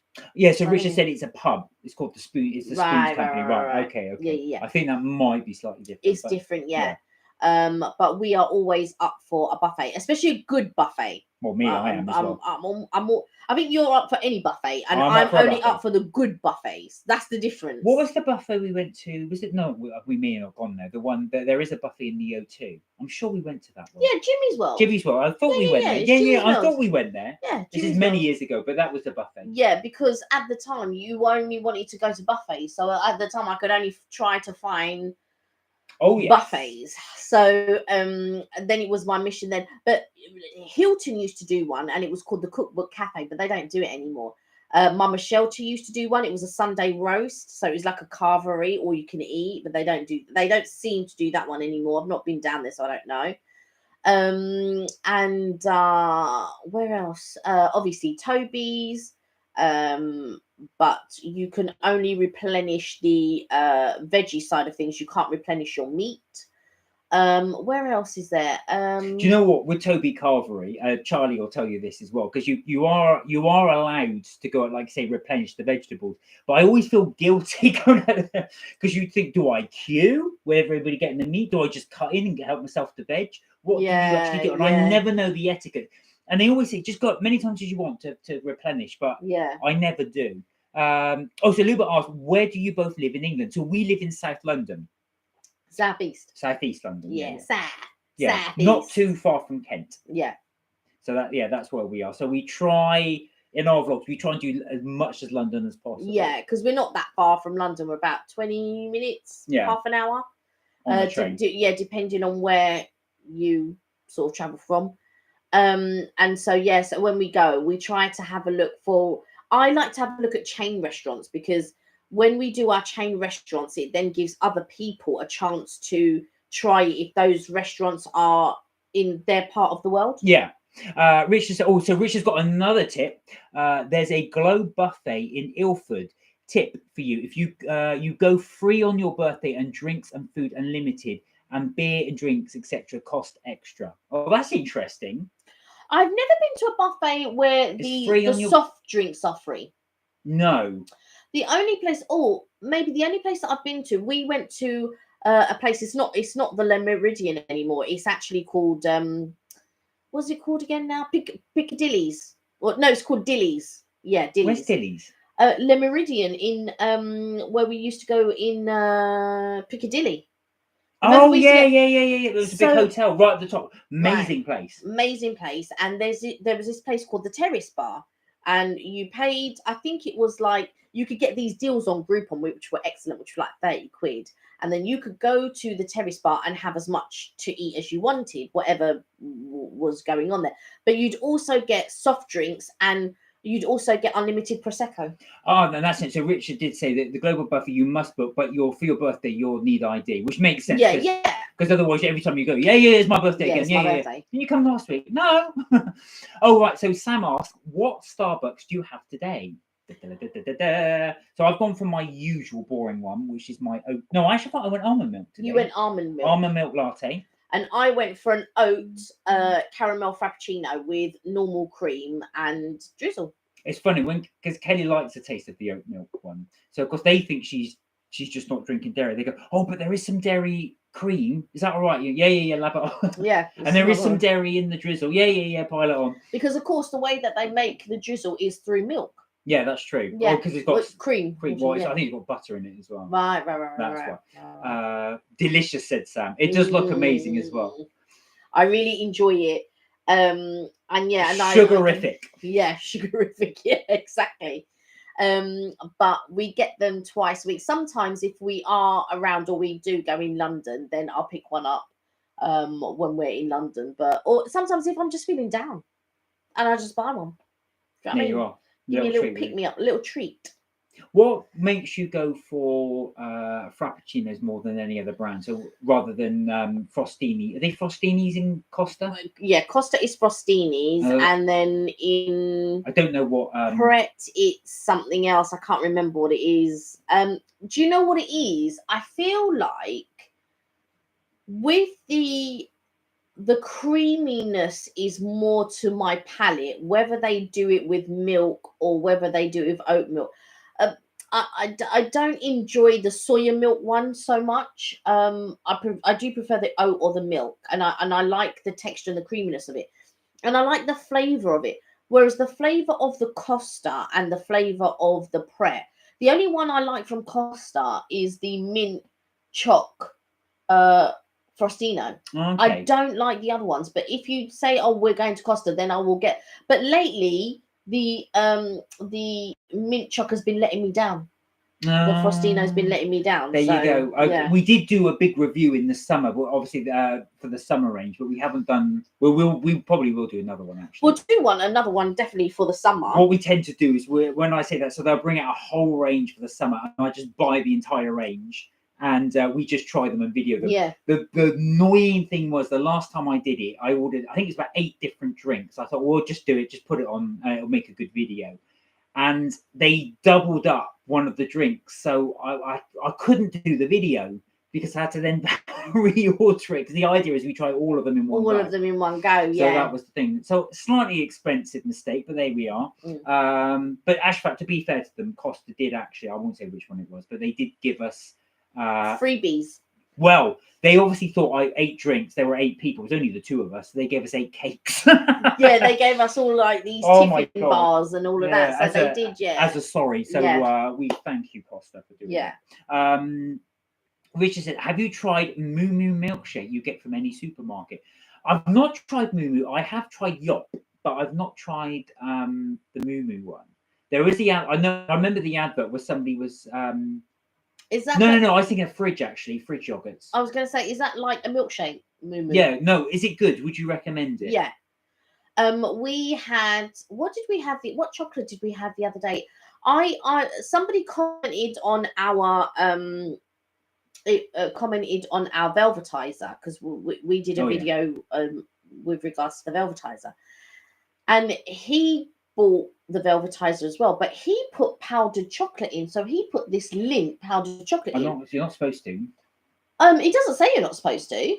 But I would like to try it with because that Lindt powdered chocolate looked amazing. And I would like to try it with the Lindt powdered chocolate. I wonder if it would be any good. Well, they do say actually, because it's 30 grams, 35 grams of chocolate. So they do say you can actually, as long as you do stick to that ratio, you can put any chocolate you like in. But obviously grate it up, because otherwise the machine. Yeah, but I don't know. You know, when you do I don't know if it's done differently. So like if I did 30 grams of like a normal chocolate, 35 grams of normal chocolate, do they do? I think they do something different to hot chocolate than they do to normal chocolate. I think so. they do something different to it. Richard said very milky Moo Moo is, and it's very addictive. Oh, really? We will have to give that I'll a have to try. try and give it It's a good little try. tip. Eva, hello. Hey, Eva. Just about missed the live. No, you haven't. You're welcome. You haven't. You're good. You're here. That's the main thing. Hand me my little trio of favourites. So every week for those guys, as you guys may or may not know. So apologies if you've seen it, because I did show this on Tuesday. But every week we do our little tip of the week. So our tip of the week this week is from Starbucks. Sam, you might be interested in this. So they do what they call a trio of favourites. It's going to zoom in now. I don't think it is. But these are the trio of favourites that they say. Come on, zoom in. Here we are. We're going to show. So it's called the trio of favourites. How come you got it to work? So it's the chocolate caramel shortbread, the cookies and cream brownie, and the raspberry white chocolate blondie. Now you can get this in any Starbucks. So as I said there, you've got the chocolate caramel shortbread, which is this one. The cookies and cream brownie, and you can see there. Look, it's actually got an Oreo biscuit right there, sitting in it. But the creme de la creme, and this is our recommendation, is this middle one, the white raspberry and white chocolate blondie. That is amazing. So that is our tip of the week. They do serve them in a trio, and that is it. Sam went, yum. Good. I thought you'd like that one as well. Richard Adventures. And Charlie's just subscribed to you, Richard. There we are. Anifa, we hope you're well. Good to see you there. So I wanted to talk about, what did I want to talk about now? There was a restaurant that I wanted to talk about and I can't remember. So I distracted them as well. But if you're getting that trio, make sure you get the white chocolate and raspberry one. That is our recommendation, really. The other ones are nice, but that's the best one. Yeah, so sometimes with millionaire shortbread, I don't like it as much as in a caramel tart with a sprinkling of chocolate. Oh, good. You see, Richard agrees. He said, love the idea. I've tried those. Goes well with hot coffee. You're right. It does. Absolutely. Or Kelly likes them with a frap. Eva said, great to see you being so close to the completion of your live. Oh, we are getting there. We're getting there. Yeah, what was I going to say? Yeah, so what cake were you going to recommend? You were going to recommend something. Was I going to recommend? You were going to recommend something. So I interrupted you. Yeah, because I think I was thinking of a restaurant, and now I can't. Oh, it's a restaurant you were going to recommend. Yeah, and now I can't think. See, that doesn't matter. Sorry, that was my fault. I got distracted with the cakes. It doesn't matter. I can't remember what we were talking about before the cakes. We were talking about the cakes, and then before that, we were talking about how they go well with hot coffee, and then prior to that, Richard was talking about the milk, the moo. Oh yeah, the milky moo moo. I remember before that we were talking about buffets. So my memory's not as bad as I thought it was. So are there any buffets or a chain of buffets, not Asian based, so like not a Chinese based buffet, that you guys would recommend? So is there a buffet that you've walked into and you thought, oh, do you know what? That's a really nice buffet. We've been to a few. So I was talking about the Terrace Bar before. Yeah, you were. So you could go there and you could get Groupon deals and it was really good. Now that it's changed and they no longer do that, it's called Dilly's. So it's been taken over. But if you are ever in London and you want, it's a lovely terrace bar that they have there. So go and check it out if you're there. I don't know how cheap it is or how reasonably priced it is, but it was reasonably priced before. Richard said, I'm reviewing all the plain biscuits from supermarket. Oh, wow, you're going to do the lot. Wow. You can get those packs called Tea Time, which is like, they got all the classics in there, stuff like Jammy Dodgers, Bourbons, Rich Tea, all of those in there. I've got to say, I'm not a lover of plain biscuits. My aunt came round the other day and she was talking about my nephews, and they're very small still. I think one is 8 and the other one is 4, I think. And it's just so funny because she goes, oh yeah, they came round and they had tea and some Rich Tea biscuits, and I'm thinking, oh, I couldn't think of anything worse than rich tea biscuits, but rich tea biscuits are so popular. I'm the same, but I think people like them because they do go well with tea because they're not mild, but they do. They dunk them, but yeah, a lot of people love rich tea biscuits. So anyway, talking of biscuits, Richard will be putting that up soon. Do keep us posted, and we'll let you know. Karen's got looking forward to both on Tuesday evening. Enjoy your weekend, night. Take care, Karen. Thank you for joining us. Thank you for joining us. I just read that one quickly because I know Karen said she had to go. Eva said I got refused the iTech funding as the government preferred to place me on a CV job path crappy course. Oh no, I'm sorry to hear that. To actually be able to undertake the iTech level 5, I have to pay €52.50 for 9 or 10 months. Oh god, so that's 2,000. Yeah. Oh yeah, you put it there. Yeah, 2,000. That works about €2,000. Wow. Maybe a bit of an investment though. Put it into your thing. Yeah. I mean, there was something you were saving for. There was a course you were saving for, I think, wasn't there? Yeah. I think there was a specific one you were saving for. But that's good to see it as an investment in you if you can get the funds to it. Yeah. And you can always look at Patreon or GoFundMe as well, Paige, if you did want to try and do that as well. But yeah, keep on your path. Don't stay from your path. If that's what you've got your heart and that's what you want to do, you will find a way. There will be a way.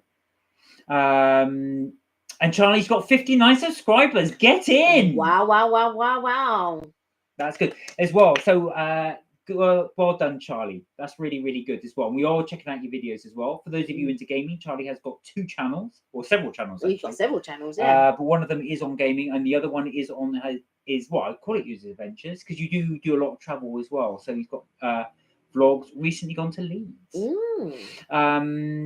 Yeah, what were we talking about? I got the show. Oh yeah, Richard's biscuit videos. Oh yeah, we were talking about biscuits and we were talking about restaurants. I wanted to know if anybody knew of any buffets or recommendations. So have you guys got a restaurant that you would recommend that you would like to share in the chat with everybody else as a recommendation? Now, buffets. One of my favorite videos that we did recently, which I'm not gonna lie, was absolutely amazing, and I do want to go back there, was Inamo.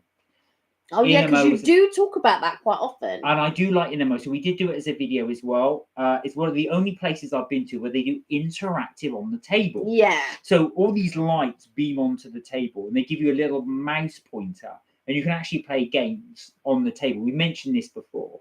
But what was interesting actually with Inamo, the food comes so fast. You don't get time to play. I was thinking as well, we're going to have, the food's going to take ages. So we ordered a few things. Everything's ordered as well on an iPad. So each table gets its own iPad. You get a list of the menu. The menu obviously is set because it's a buffet. So you can just go bosh, and load. And then within minutes, it comes out. What was interesting though as well, I think you ordered some chicken sattés. And these 3 sattés come out, and you said, I didn't order these. Yeah. Now, I don't know, we must have done that and pressed the button wrong, maybe. No, I showed them that we hadn't ordered that, but he weren't having it. He just dropped it off. He said, well, I've cooked it now. You just got to have it. And I hate wasting food. I don't know about you guys, but I absolutely hate wasting food. So I think, oh, God, because I don't eat chicken either. So No, but do you know what? I've got to say, I found a lot of the vegetarian stuff better than the meat stuff. The pork, they did slices of pork, which was really nice, but they did the cauliflower, which was nice, and they did the aubergine, which was really nice. We were amazed actually. The vegetarian dishes were better than the meat dishes. They were. Well, I mean that. Well, you wouldn't know, but yeah, Kelly was saying that as well. And I did like the fries. I thought the fries were delicious. Right now then, so Richard said I had an accident this week. My cat knocked my Lego landmarks. Oh, the horror! Oh no! I always think that as from a Lego's perspective, there's almost like King Kong or something with a big giant cat. That would actually be brilliant to film, this giant cat going through a Lego have the camera low. Eva said the course begins in July, but to pay the £200 deposit, so that's 50 euros for the next 4 weeks. Then from the 4th of April, I have to begin paying the £52.50 a week till about January the 30th, 2023. Wow. I know that. Do have a look at that though. Funding as well. GoFundMe or Patreon page as well. That might help you. You might be able to get some that way. There will be a way. So deposit of €200, which will take me to the 4th of April to pay, and it's from there on in 52 to 50 for the iTech. But yeah, have a look at that. Eva, invest. There's always a way. There's always a way. What level is it that you need or want to get to before you start your business? Because I think you're looking to start a business, Yeah. right? So what level do you need to get to begin to start your business? Because I think if you start a plan for yourself and say, right, I want to start my business in 2023. By 2023, I need to have done X, Y, and Z, or blah, blah, blah. Or is it you need to study for however many years before you are able to do your business? All right, so going back to our buffet thing, Richard said, try Cosmos in Romford buffet place. It's the world food and huge section of UK food and Tobury Carvery in Romford. Been to a few of the Cosmos. Yeah, we've been to Cosmos a few times. Yes, we would. Actual fact, that's a good recommendation. We also endorse Cosmos, which you said is now called Q. JRC. JRC. I don't know why I say Q. JRC. They are good. Sometimes the food quality can vary depending on which section you go. Yeah. But there's a lot of choice. A lot of choice. So you do have, for anyone who has not been, they do an Asian section, so Chinese as well. They do Japanese food. They do Indian, so there are a choice of curries, or not lots, but there are a choice there. They do roast dinners. Yeah, they have a carvery station. And they do sushi. Yeah, they do. And they also do steak. You can get steak fried. Yeah, you can. But there is always a queue for. There's a seafood section, I think, as well. Oh yeah, that's true. Yeah. Aoife said, check out Andy the Gabby Cabby. Who's Andy the Gabby Cabby? Is this YouTube? Must be. We'll have a little look. Yeah. Andy the Gabby Cabby. All right, well, on your recommendation, we shall check that out. Thank you. And Charlie has just subscribed to Richard. Oh, he said he likes his videos. Oh, I beg your good. pardon. Which is a big thumbs up from Richard. So Cosmos, thank you, Richard. That is a good one as well. Inamo is one of our others as well. If anybody is going to central London, Richard, if you get a chance, we do recommend Inamo. It's semi-expensive, but you do get a lot for what you get. You get a lot for what you get, but if you go on to Groupon, so there is a website called Groupon which do tons and tons of vouchers and tons of deals for different things. For me, I feel it's a better version than Voucher. I mean, Voucher do a good few things, but Groupon are better, I feel. But that's just my opinion. And if you go to Groupon, they normally do have a deal for Inamos. It's like £30 per person or something like that. But I really did enjoy ping pong.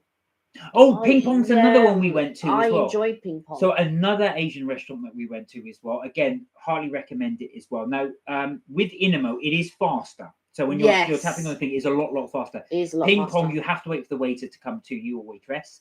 And as you do them bit by bit as well, they will bring them out, but it is a lot slower. So when you put your order through as well, you are waiting a good 10-15 minutes for your order to come out. Yeah. I know they're cooking it fresh like that, but I don't know what Inamo do to get them out faster. Maybe I shouldn't ask that question, but it is a lot quicker. Aoife said, nice ears, Kelly. And Mark Kells hasn't emailed me, not happy. Who were you supposed to email? Oh, you haven't sent me an email. I didn't realise I was okay. I don't know what I would email you about. I thought did you ask me a question or something and I didn't return the email. Is that what it was? I just didn't see anything. Aoife, sorry. Richard said he's going to share you a link on his community page later. So as well, hopefully that's something that will help you as well. But I know because you did mention the Patreon thing didn't quite work for you last time. I know it doesn't work for everybody as well. I see. Mark Kells is genuinely the sister I never had. Oh, bless you. Oh, so so as well, there we go. So that was our little recommendations for buffets. I don't know if that helps you guys as well. Now, we are conscious, of course, that not everybody lives in London. Yeah. Because we're so blessed to have you from all over the place. Yeah. Hence, I try to try the chains. Yeah.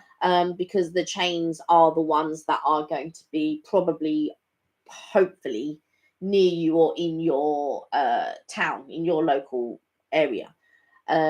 Things like I like things like Nando's or even simple things like Greg's. I like a Greg's every now and again, but do you know what? I find that their vegan stuff is better than meat stuff these days. So we did upload the Gregs, didn't we? I haven't uploaded. Oh, it you yet. haven't uploaded? I thought you I did. don't think I have. I uploaded another one, but Oh. I don't think I've uploaded that We've one. got to upload those as well. So we did do a Greg's video. We will upload that. We must upload that because we did plow through that because I had to do it in my lunch break. Yeah. So it was a bit of a quick one, but we will upload that I one. think that's probably one of the reasons I didn't upload it, because it felt rushed. But I'll have to Put look it through. Put it through. You guys want to see our Gregs? Unless we redo it, we could redo it. Yeah, we could redo it. Aoife said iTech 5 is a prerequisite, which is UK iTech 3. Right. So it takes 9 months. But talking of food, Aoife recommendation is there's an Indian in Cardiff. The food is amazing. Oh wow. Oh, Cardiff, Wales. Mark and Kelly, my local tips. Cheers. Oh yeah, so of course, yeah, Richard, because London is you've got the advantages as well because you are in London as well. You can share these. Yeah. Do try those though, Richard. I think you would enjoy them. If you do go to what was I going to say? Especially Inamo, it's best to go with somebody though, because it's a lot of food coming through as well. Well, only if you order a lot of food. Yeah, that's true. I do order a lot of food, but it's Mark orders a lot of food. You can anybody who wants to go to Inamo you can go on your own, because obviously you're gonna only order what you eat, really. So it is doable to go on your own. Luba. Now Luba asks, I live in the countryside and the nearest chain place to us is Subway. Have you guys done a Subway review? We haven't. No, we have not. Now, interestingly enough, actual fact, we went to stay near my parents over the Christmas period in a hotel, and directly below the hotel was a Subway. So we did have a Subway, but we should do a Subway as well. Is that the only chain near you? Do you know what? No, but that makes sense actually, because where my parents live, actually, because they live in the middle of the country, so where I used to live, and there are very, very few chains. Do you know what though? What I would like to do, so that will be one of that Luba. That's going to be one of the videos that we'll do. So what my suggestion is, yes, we do a Subway review here, and when we go to Florida, because there's a Subway there. Yes, there is. We can do a Britain versus the US in their version of what a Subway is. Oh my God, and a Costa Coffee 5 miles away. But now there's nothing wrong with that, because I remember when I used growing up with my parents' place as well, the nearest place to me was 3.5 miles away. And that is actually funny enough, a Costa in our local town. Do you have a Just Eat or delivery? Because they deliver up to 5 miles. Yeah, they do. So if you order on I find Just Eat to order on the app cheaper, than to order on delivery. Now, the thing is if you have a delivery app and you have Prime, let's say on Amazon, you can get delivery free via Just Eat if it's above, but your minimum spend has to be £25 in order to get a free delivery. But if you're not going to order over £25, then you're better off going with Just Eat. What was I going to say? Yeah, exactly. Also, as well, you'll get a really good indication of what's around you. Funny enough, so again, where my parents live, when Just Eat, when I subscribed them to Just Eat, there was only about 10 places that were delivered to them, but that's increased massively over the years. So hopefully you can get a lot more chains. But Ashford, you do find in the countryside, especially where my parents are, there's a lot more local chains. Not chained in, but local people. But we even had Domino's delivered to your parents. Oh, you go. Rich has got a joke about Costa, but it's going to cost you. That's good. Where are we? Oh, so Aoife said, Kelly, Groupon is a good site. Yeah, Groupon really is. You use it a bit, don't you? I haven't used it lately. I haven't used it in a while, but if you do want to go Inamo, I will definitely check out, because I know that there was some. They do have some. There was even one at £27.50, but it didn't come with unlimited drinks. That's what we want, unlimited, because I like unlimited soft drinks. Aoife said, I am not going to be able to buy a Velvetizer until late 2023. Wow. Well, they are. Do you know what though? They're not a necessity. No, they're not. I mean, they are pure luxury items. They are not. In actual fact, we don't use yours as much now, do you? We do. No, we do use it. Like every time I do fancy a hot chocolate, But normally I'm having a cup of tea. Luba said, "Oh, on Just Eat we have only 2 takeaways that Oh, will no. deliver to us. Saves me on money, I suppose. Well, I suppose it would do for delivery charges as well. Well, I really hope you enjoy that carvery. And I was saying to you, they do a beautiful broccoli parcel. Yeah, do try it. So for those of you, and Charlie will know this because he goes to the carvery. They have really expanded their range. Now you don't need to have the meat necessarily as well, and there are more options, way more than I thought that they were. But yeah, so the vegetarian options are very, very good. So one of the ones I would recommend, as Kelly says, is the brie and broccoli parcel. It's delicious. It's a puff pastry, almost looks like a pie, but it's not. It's actually like I said, a parcel. It's a big square of puff pastry. But in that, you do have melted brie cheese and broccoli. Very, very nice. If you don't like brie, there are other veggie options there. I can't remember the life of me what they are. There are pescatarian, and because you can get grilled salmon. If you didn't want the meat, you can have grilled salmon in it to replace the meat part and still have all the veggie options and all of that type of stuff. Also, on Sundays, they add lamb. So you get your you get your pork, you get your gammon, you get your beef, you get your turkey, and you get lamb on a Sunday. And also as well, guys, don't forget the breakfast. If you can, I can't get up that early on a weekend, but if you do get the chance or the opportunity to go all midweek as well, they do the breakfast, and they are very, very reasonable. Yeah, it's like £5. Yeah, exactly. And like I said, it's unlimited. I mean, like say me as a pescatarian, I don't have any of the meat set, but they do veggie sausages. Depending on where you go, I do suspect that they might be microwave, but if you don't mind that, and they are fine, very nice. Very nice. And it's unlimited veggie sausages. They also do tomatoes and mushrooms and beans and toast. Obviously, bacon and sausages. If you like me, you like the bacon and you like sausages. They also do Yorkshire puddings for breakfast. Yeah, they do Yorkshire puddings for breakfast. Although they do, I think they have meat in them. So just be wary if you don't like meat. They do 2 and 2. So they do some with they do some with meat and some without. Oh, I didn't spot that at all. I had some. Eva said her haunt of choice is Starbucks. Well, like I said, I keep showing it, guys. Sorry, but that is our recommendation of the week. Do get that, the trio of favourites, and make sure you get the middle one. Or make sure that's yours if you're sharing it. If you're not sharing it, it doesn't matter because that's the one you're going to have. Exactly. Kels, she wants to have a chat. Okay. Richard said one of my local takeaways, but it's sheesh of Chigwell pizza, like £50 for rich and famous. 50 quid! Wow. What, for a pizza? Well, but Richard does go on to say lots of celebrities there. When the UK had a UK discount once. Oh yeah, was that the Eat Out Help Out? Eat Out Help Out, yeah. Yeah, prices was cheap. I went there and dressed smart. What's that one called? It's sheesh of Chigwell pizza. Okay. Oh, do they do shisha there? Luba said, yeah, that Toby review was very informative. Thank you. No, we're glad you like it. And like I said, we try to be as informative as we can be. And we do love the food there. So Eva said, try the Belfast Titanic experience. You know, I would love to do that. I went on these, I've been on 2, but both of them, funny enough, in the United States. So I went to the Titanic exhibition in Florida, which is in Point Orlando, or slightly further up down from Orlando, and in Las Vegas. If you go to the Luxor, the Luxor, which is the big pyramid, they do have a Titanic exhibition in there.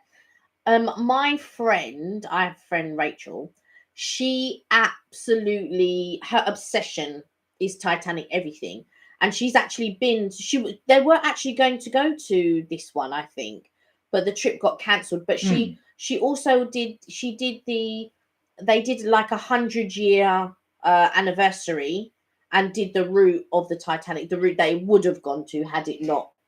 Yeah, no, that's the thing, is it was very difficult to book. So it was actually a cruise liner that went from the exact same voyage that the Titanic did on its 100-year anniversary, obviously the sinking. And Rod Stewart was on the ship as well. He must be a really big fan. But so she did that, And then she's also stayed at the Jane in New York, where a lot of people did stay. She went. She's been all around. She's also been to the one in Florida. I don't know if she went to the one at the Luxor though in Vegas. What about the Belfast one that Aoife was suggesting? Yeah, she's been to that one. Oh, she's been to that. That was the trip that got cancelled that she was going to go to, but she's been to that previously. So thank you, Aoife. We'll have a look at that. Charlie says, one time I went to the Stone House and they do breakfast. I went to Gainsborough for breakfast in the Stone House. Is that a carvery? And if not, Charlie, which did you prefer? Did you prefer the Gainsborough breakfast or did you prefer carvery breakfast? If you have done a carvery breakfast. Sheesh, oh my god, Chigwell is famous. Best check menu online. Entertainment is there, nice, but very, very, the only way is Essex like. Is it as Essex like as they say it is? And for anybody that's at all interested, there's a really funny interview they did with Chris Pratt on the Graham Norton show. Oh yeah. Which made me laugh. If you haven't seen it, watch it on YouTube. It will make you laugh. So he does. Him and his wife, or his wife at the time. Anna Ferris was his wife at the time.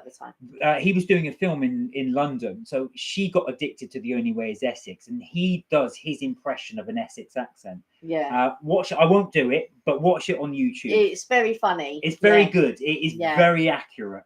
And it's funny that she got addicted to Towie. She got addicted to Towie. So Chris Pratt, for those who may not know, he was the lead actor in the new Jurassic Park films. And Guardians of the Galaxy. Oh, yeah, he plays Star-Lord in Guardians of the Galaxy. But yeah, I found that very, very funny. It was very, I like Chris Pratt though. I think he's very funny. I mean, not very funny, but I do like his style of acting. I think he's married. Isn't he married to Arnold Schwarzenegger's daughter now? Indeed, yeah. His Arnold Schwarzenegger's daughter is his crazy. His wife. Yeah. But anyway, going back, that was a bit of a curve because we were talking about Sheesh in Essex. So that's one of Richard's recommendations. If you want to go and see stars, by the sound of it as well, because it sounds like quite a few stars go there. Yeah. I went to, in Brighton, it's not open. Well, it wasn't open when we were there. We went to, me, my cousin, my sister-in-law, we went to a place called Swoosh or Shoobs. It's Katie Price's. Oh yeah, that's right. But when we were in Brighton, we were walking along the waterfront. It's closed, so I'm assuming, I don't know if it's gone into administration or whatever. But that was a place. But it was one of them places. Do you know what? When you go and the floors are all sticky. I can't stand places like that. I'm not that type of person where you're walking in and the floors are all sticky. I'm thinking, like, really. The thing is, if you own an establishment, right, you would clean the floors every night. Now, by the time you get most places start to get busy in a bar. I'm not talking about on the waterfront, but most places tend to get busy after work, right? So they're quiet through the day and after work. Now, if you're walking into a place after work and the floors are sticky, there's a problem, right? Because not all that many people, by the time you finish work, have all dropped their drinks for the carpets to be sticky, for the floors to be sticky. No, there's a problem. That means they didn't clean it in the day. No, not for me. Not that we're suggesting that happened at all.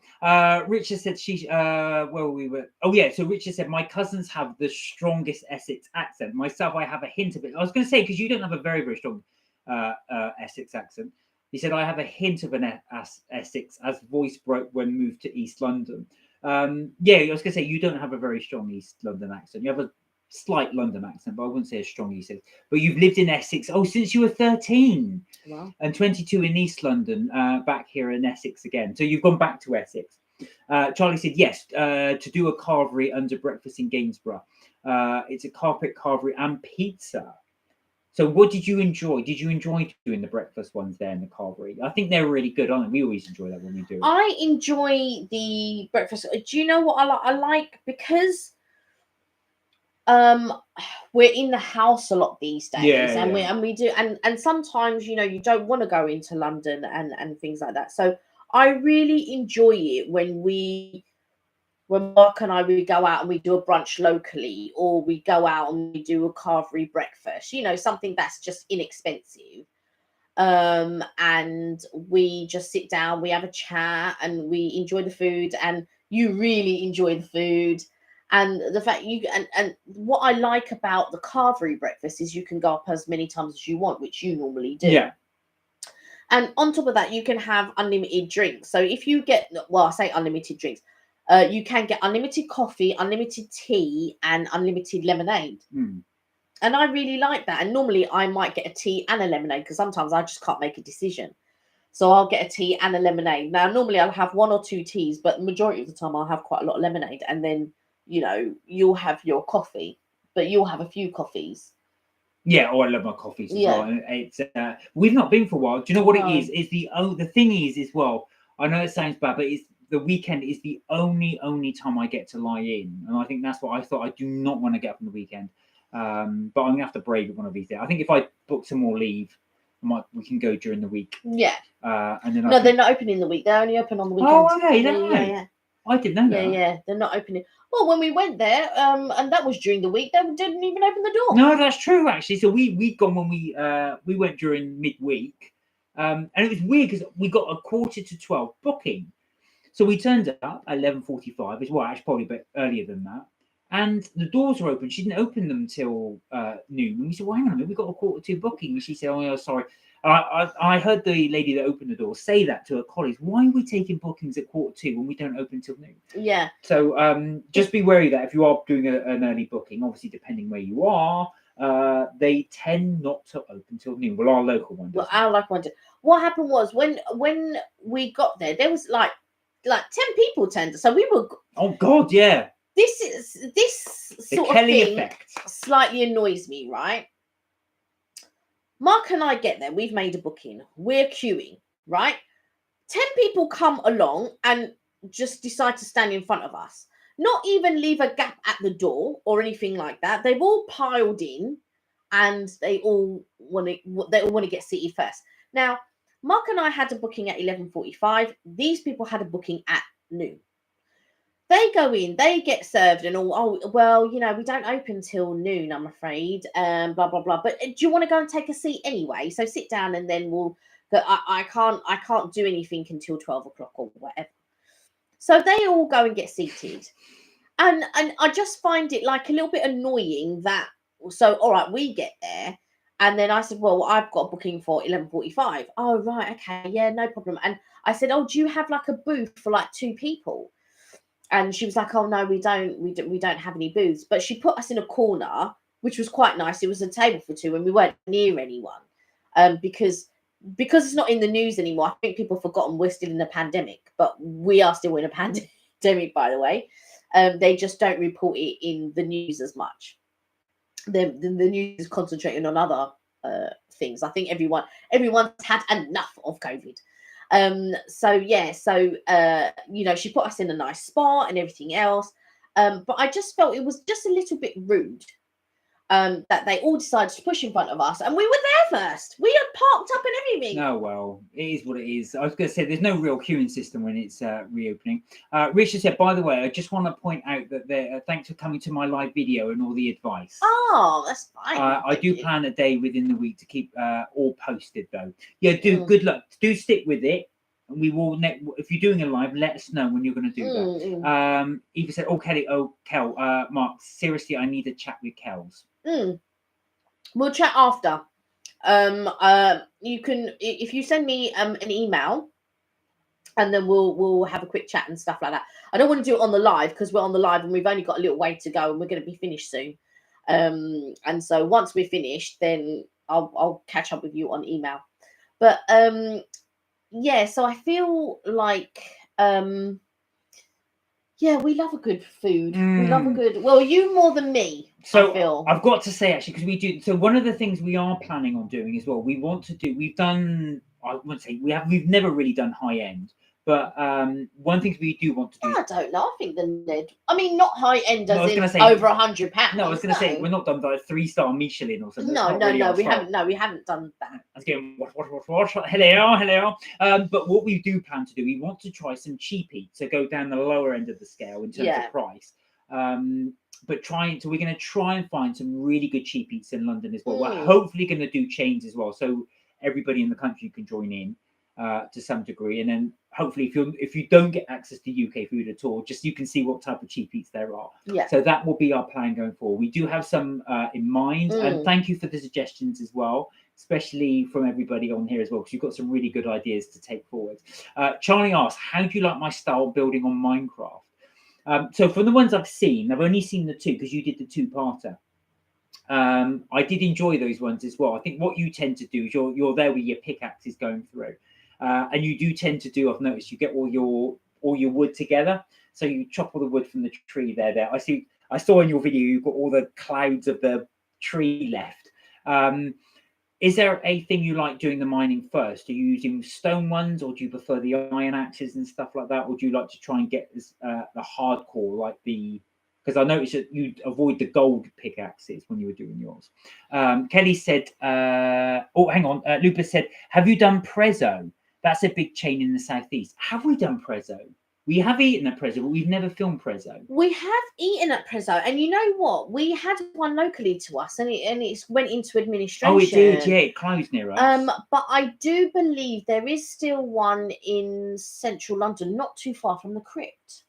Ah, well, now that was the one thing that annoyed me. Actually, we did film the crypt. We never got around to putting it up. Yeah, I will put it up though. That was Christmas though. Yeah, that's fine. That's 3 months ago we did the crypt. So anyway, so anybody's not. We can do the crypt again. There's a place in Leicester Square, just off Leicester Square, just off Trafalgar Square. Sorry. So it's in between Trafalgar Square and Leicester Square. It's called the Crypt, and it's called the Crypt because it is actually in a crypt, a church crypt. So you go down there, but really cheap eats. But it is only, as far as I'm aware, in central London. I think it's St Martin's Lane. It's near St Martin's Lane, which is near where the Prezzo is actually. And yeah, you just go in, and it's a really lovely place. But I will put it up. It is Christmas one, but I'll put it up anyway. Yes, no, but thank you. We will have a look at that as well. I'll take a look at Prezzo, yeah. And we will look at some other pizza chains as well, because we have done, funny enough, we did some during lockdown. We were doing a lot of takeaways, so we were filming those, but we will have to get back out there and do them. Yeah, definitely. I really enjoy Prezzo, but I used to have a card, and it was a taste card. And with the taste card, you get. Do you want to explain what the taste card is? So basically, there is a card called the taste card, and it costs like £80, but on various occasions you can get for like £30. And I used to buy it yearly, like £30 for this card. And basically, what it does is it gives you discounts at certain restaurants. Prezzo is one of them, actually. But it negates it from certain Prezzos, but other Prezzos you can use it. Prezzos, Zzz's, there's a couple of other places that you can use it in, and they do like 2 for 1, but they might do 2 for 1s. Let's say Sunday to Thursday, you can get a 2 for 1 deal, or 4. So and you get a 2 for 1 on your starter and a 2 for 1 on your main. Sometimes they'll do it on your dessert as well. And all of that type of stuff, but it's really handy thing to have. If you, again, £30, you really have to look for the deals that it's £30, but you can download the app, and it's things like Ask, Pizza Express, all those sorts of chain type ones, and they do 2 for 1. They do it at certain times, certain days, evenings, and all of that type of stuff. So just have a look. If I were you, I would go to the website, take a look and see if there are any restaurants that you like to or would like to regularly go to. Find out. I wouldn't get the card that they actually do a card for £1, and I think it's like for 30 days or something like that. And they do ones like you can get for 60 days and things like that. So if you are planning that you want to do a certain amount of things or certain things, you can then go through and use that card, and that's pretty. 2 for 1, if there's 2 of you or whatever, it's a pretty good deal, I think. That is as well. So, but just obviously bear in mind that there are restrictions. So it tends to be weekdays only. Yeah. You can get them. Some of the restaurants are for weekends, but only certain ones. Yeah. That's why you have to go to the website. And just double check. And also as well, the other tip we would say is present your card as you go in. So just say, I've got a taste card. Do you take it? Just take it there, because some of them did get a bit funny when we present it at the end of the meal, when we go with the meal. You have to tell your server. So or even when you make your booking, because a lot of restaurants now, they take reservations. Yeah. You can't go without a reservation these days. So when in your thing, is there anything you want to tell us or whatever? Because normally I put one of our parties vegetarian or whatever. You can also put in there, I have a taste card. When the server comes over to you to ask you, oh, what would you like to eat? You let them know, oh, you've got a taste card, right? And then, yeah, they'll be fine with that. Right, okay, so there's loads of comments in the chat, so you're missing them as well. Aoife said, can't believe how a female Godda, who is DSV, oh, I missed that one, sorry, because it zoomed up, is DSV trained, spoke to me on the phone, saying she needs to be, needs me to be there being interviewed for a second time, but all day. Reckon my neutral body language and lack of tears caused the guard to disbelieve me. Oh, sorry to hear that. It's just one of those things when you're talking to somebody like that, and and they're just. But also, I feel like sometimes people should just be a little bit more compassionate. Do you know what I mean? And sometimes people just aren't. And she said, yeah, my gut instinct is that my body language being so neutral, not showing a visible distress, not breaking down in front of her, raised questions and doubts in my reckoning. Well, it can, but also as well, they should be trained, you know, to speak in a sort of neutral fashion. Richard said, oh, I'm going to do a film review at home, but films you can watch as well on YouTube. Basically, join the debate and reviews. Yeah, that's something that I'm thinking of doing. That's really, really good. So do let us know when that happens. Come on and tell us. I'm thinking of doing the exact same thing. Great minds think alike. Where are we? Oh, Charlie said, go and check out my Charlie Dolby versus Keegan. All right, we shall have a look at that. Okay, Mark, so totally peed at the attitude on the phone. No, I totally get that. I totally get that. I think there's nothing worse when you're trying to explain something to somebody and you get that sense the person's either not listening or doesn't believe you. Yeah, or just doesn't care. Oh, now, talking of your taste card, Richard has come up with some good advice. He said, check out the bite card discount at London and UK train stations on food, free sign up online. So what's it called? The bite card. So what does that entail, Richard, when you say a bite card? Is that just for trains? Or can you, Kelly, you can have a look at that. Yeah, I can't. So it's bite card, it's called. B-U-Y or no, B-I-T-E? B-I-T-E, as in bite. Oh, bite. Bite card discount at London things. Check out bite card discount. Okay. Oh, there you go. So, and Luba's just to subscribe to you, Richards, as well. So be able to watch that as well. Eva said they pick dates that hold meaning for me, or when I was dealing with another legal matter, when they demand my attendance at video recorded interview. Right. But, you know, just do say why those things, you know, and you can't go. You know, and that's something you can work with them as well.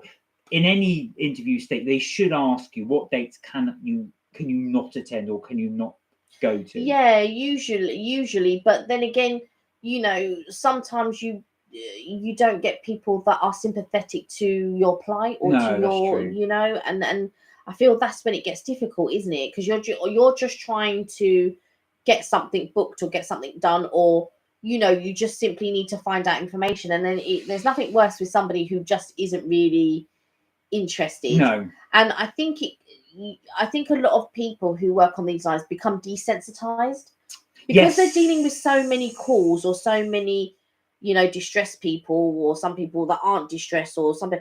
I feel like they don't read the signs anymore because you become desensitized to everything. No, know? Exactly as well. I remember I used to work for a private hospital at one point. Oh, Sam's got to go. Sam, take care. Thank you for joining us. Hopefully we'll see you on Tuesday. Yeah, take care. Oh, thank you for joining us. Bye. So I used to work like I said, for a private clinic, and they used to come on the phone, and you know what the general consensus was? Oh, look, they work for us, but they've heard things like that all the time, and they'll come on, you know, and I'm working the switchboard, and they will tell you their deepest sort of problems or stuff like that, and you haven't heard it before because you're not trained in those matters, right? You're a switchboard operator, so you're not trained in how to deal with certain things and all of that type of stuff. So you're like, oh, right, okay. And, you know, but again, I am a sympathetic person, or I feel like I am. I don't know how other people take me, but I feel like I am a sympathetic person. And so I'm like, right, okay. And then you try and do everything that you can. So if you like to hold the line, and then you ring certain departments saying, right, I've got this caller on the line, it's this, and this. Now it's happened to me about 2 or 3 times, because normally when people ring, they know the department that they want to speak to normally. But there's been 2 or 3 times, 2 or 3 cases where people have called me and told me all sorts of stuff, and you're just like, oh wow, oh okay, all right. If you'd like to hold the line, please. Da, da, da, da, da. Neha, hello. Hey Neha. How are you? You well? I hope you're well. Oh, she said she's been watching the Screams. What's the Screams? The Scream 1, Scream 2, Scream 3, right? Oh, Scream films. Sorry. Yeah, Scream films. I thought the film was called The Scream. Which ones have you been watching? All of them. There's so many. And have you watched the latest one? The painting is called The Scream. She's on the 4th one now. Oh wow. Wow. And what do you think? You enjoying it? Yes, exactly. Sorry, Aoife. Yeah, so we go. Got to be recorded by 5 cameras. Oh my gosh, that is a bit of a. They want you on right. I said you. Oh, they want you on St. Patrick's Day as well. Oh my god. Yeah, but do explain yourself. Yeah, and hopefully the thing is not too long. It doesn't take up all. Like if it's like half hour, 20 minutes or something like that, that's not so bad. Yeah. But if it's going to be like 2-3 hours, then kind of eats up into the time, doesn't it? Oh, so changing the subject slightly. So Richard said, yeah, bike card. I've just checked online. You can actually replace it if you've lost it by logging in and pressing 1 click. That's good to know, actually, if you do lose it. Live, laugh, love, Gail. So hashtag live, love, Gail. I can't say that in a really fast word. Live, love, Gail. So is that your recommendation to watch the Screams? I wouldn't watch the Screams anyway. I wouldn't. And also as well, so out of there, you guys, we're going to move on to film quickly. Is there a film recommendation you're going to have? So Neha's just come on and she has recommended the Scream films. So I don't know if she's recommended them, but she said she's watching them. I quote, yes, it's amazing. Yeah, but I don't know if you're recommending. Would you recommend it? Yeah, are you recommending it? Yes. Are you saying that we should watch it? Now, I'm sorry, I didn't put words in your mouth. Would you recommend them, or is there another recommendation you would have? And now I really, really, really want to watch A Quiet Place 2 with Madam, who still hasn't watched Quiet Place 1. I said to him, go ahead, watch Quiet Place 2, because I'll watch Quiet Place 1 whenever, but Quiet Place is one I do want to watch. Yes, she recommends it. All right, then she recommends it. Do you know what I've been thinking about lately? Bread-ahead donuts. Oh, you're changing the subject again. No. But it's now just playing on my mind. I'm thinking, yeah, bread-ahead Don't donuts. watch it if you like blood. Yeah, it's not really my thing. I don't mind blood. I don't mind watching like John Wick or whatever. You hate horror. I hate horror. I hate horror, yes. I said I don't mind watching blood like if it's a thriller, like like John Wick or whatever. But no, I don't like horrors. Richard says, my friend had to redo YouTube. He had over 40,000 followers. Oh no, and lost the account. Due to the fact that he's postponed a game. Due to the fact he posted the game play before game was launched and was told, oh my god, oh no. Do you know what? Actual fact, yeah. I was going to say that's really bad. So what did they do? Did they ban him because he posted a game which he shouldn't have done before it went? I thought you had to have a certain amount of strikes before they could just. Well, no, I think I have heard of occasions where people get kicked off immediately without strikes. Wow. Oh, now I had a nightmare from it. Well, that'll teach you. Oh dear. Go careful, Neha. Yeah. I'm not surprised, and I bet you watch them back to back as well. Yeah. Well, she's watching number 4 now. Do you know what? Actually, I've got to say, I don't know, Richard and Charlie, if you've done this or anybody else, but you may have seen it. I did a review on a PlayStation 4. Now, with the PlayStation 4 came a virtual reality headset. One of the games that came with it was Resident Evil 7. And my God, that game was scary. You actually see zombies coming towards you. But because it's virtual reality, you feel like you are actually in there, and you just see these things coming towards you. I was like, crazy. Yeah, horror ones as well. But I do want to watch A Quiet Place 2. I do recommend A Quiet Place 1 if anybody has not seen it. I did really enjoy that film, but yeah, A Quiet Place 2 I have not seen yet, so that's one I want to see. But Thank you, Nahar. Good recommendation there. The Screams 1 to 4. Oh well, we've been going for 2 hours and almost 20 minutes. Wow. We have. And do you know what? That is flown by. So I think we'll end it there. We'll let people go off, take a break, have dinner. Yeah. We just wanted to say a really big thank you, guys, for all your I was going to say hard work. Well, it is hard work and involvement as well. We really do appreciate you supporting our channel. And likewise, we like to support you guys too. Yeah. That's it from another Mark and Kelly's trips, tips, and things for this week. Have a fantastic weekend, and we will be back Tuesday, 6 p.m. UK time for those who want to join. Where we will talk about things like this as well, or anything you like. Until then, have an absolutely fantastic weekend. Enjoy. It will be raining, unfortunately, in London, but do enjoy wherever you are. Oh, Richard said, I've been told off by FIFA and UEFA. Can't use these tags ever. Oh, dear. Oh, wow. If anybody goes out to eat this weekend or watches a good film this weekend, on Tuesday, if you are able to join us on Tuesday, please let us know which ones they were. And give us any ideas or recommendations. Luba said, you guys must be exhausted. No, we do. Actually, we do love it when we do love talking to you guys. So we do always like to. What do we think of Scotland? Do you know, I've never been, Aoife. Never been. We haven't been. So that's one thing we do need to do. I would love to go to the Edinburgh Film Festival. Somebody was talking about Edinburgh, and I did think about the Edinburgh Film Festival. So that's one thing we would like to do. So we will think about that. But let us know what you think of it, and where to go, recommendations if you have been, and Ireland as well, your home place. So we would get some recommendations from you for anybody watching. Any places you have good tips on there as well. But that is it, guys. Take care. We will be back. Hopefully you can join us on Tuesday. Feel free to, and we look forward to seeing you then. Until then, take care. Look after yourselves. Remember, you're never too old to have fun. We'll see you in the next live. Look after yourselves and see you then. Have a great weekend. Bye for now. Bye.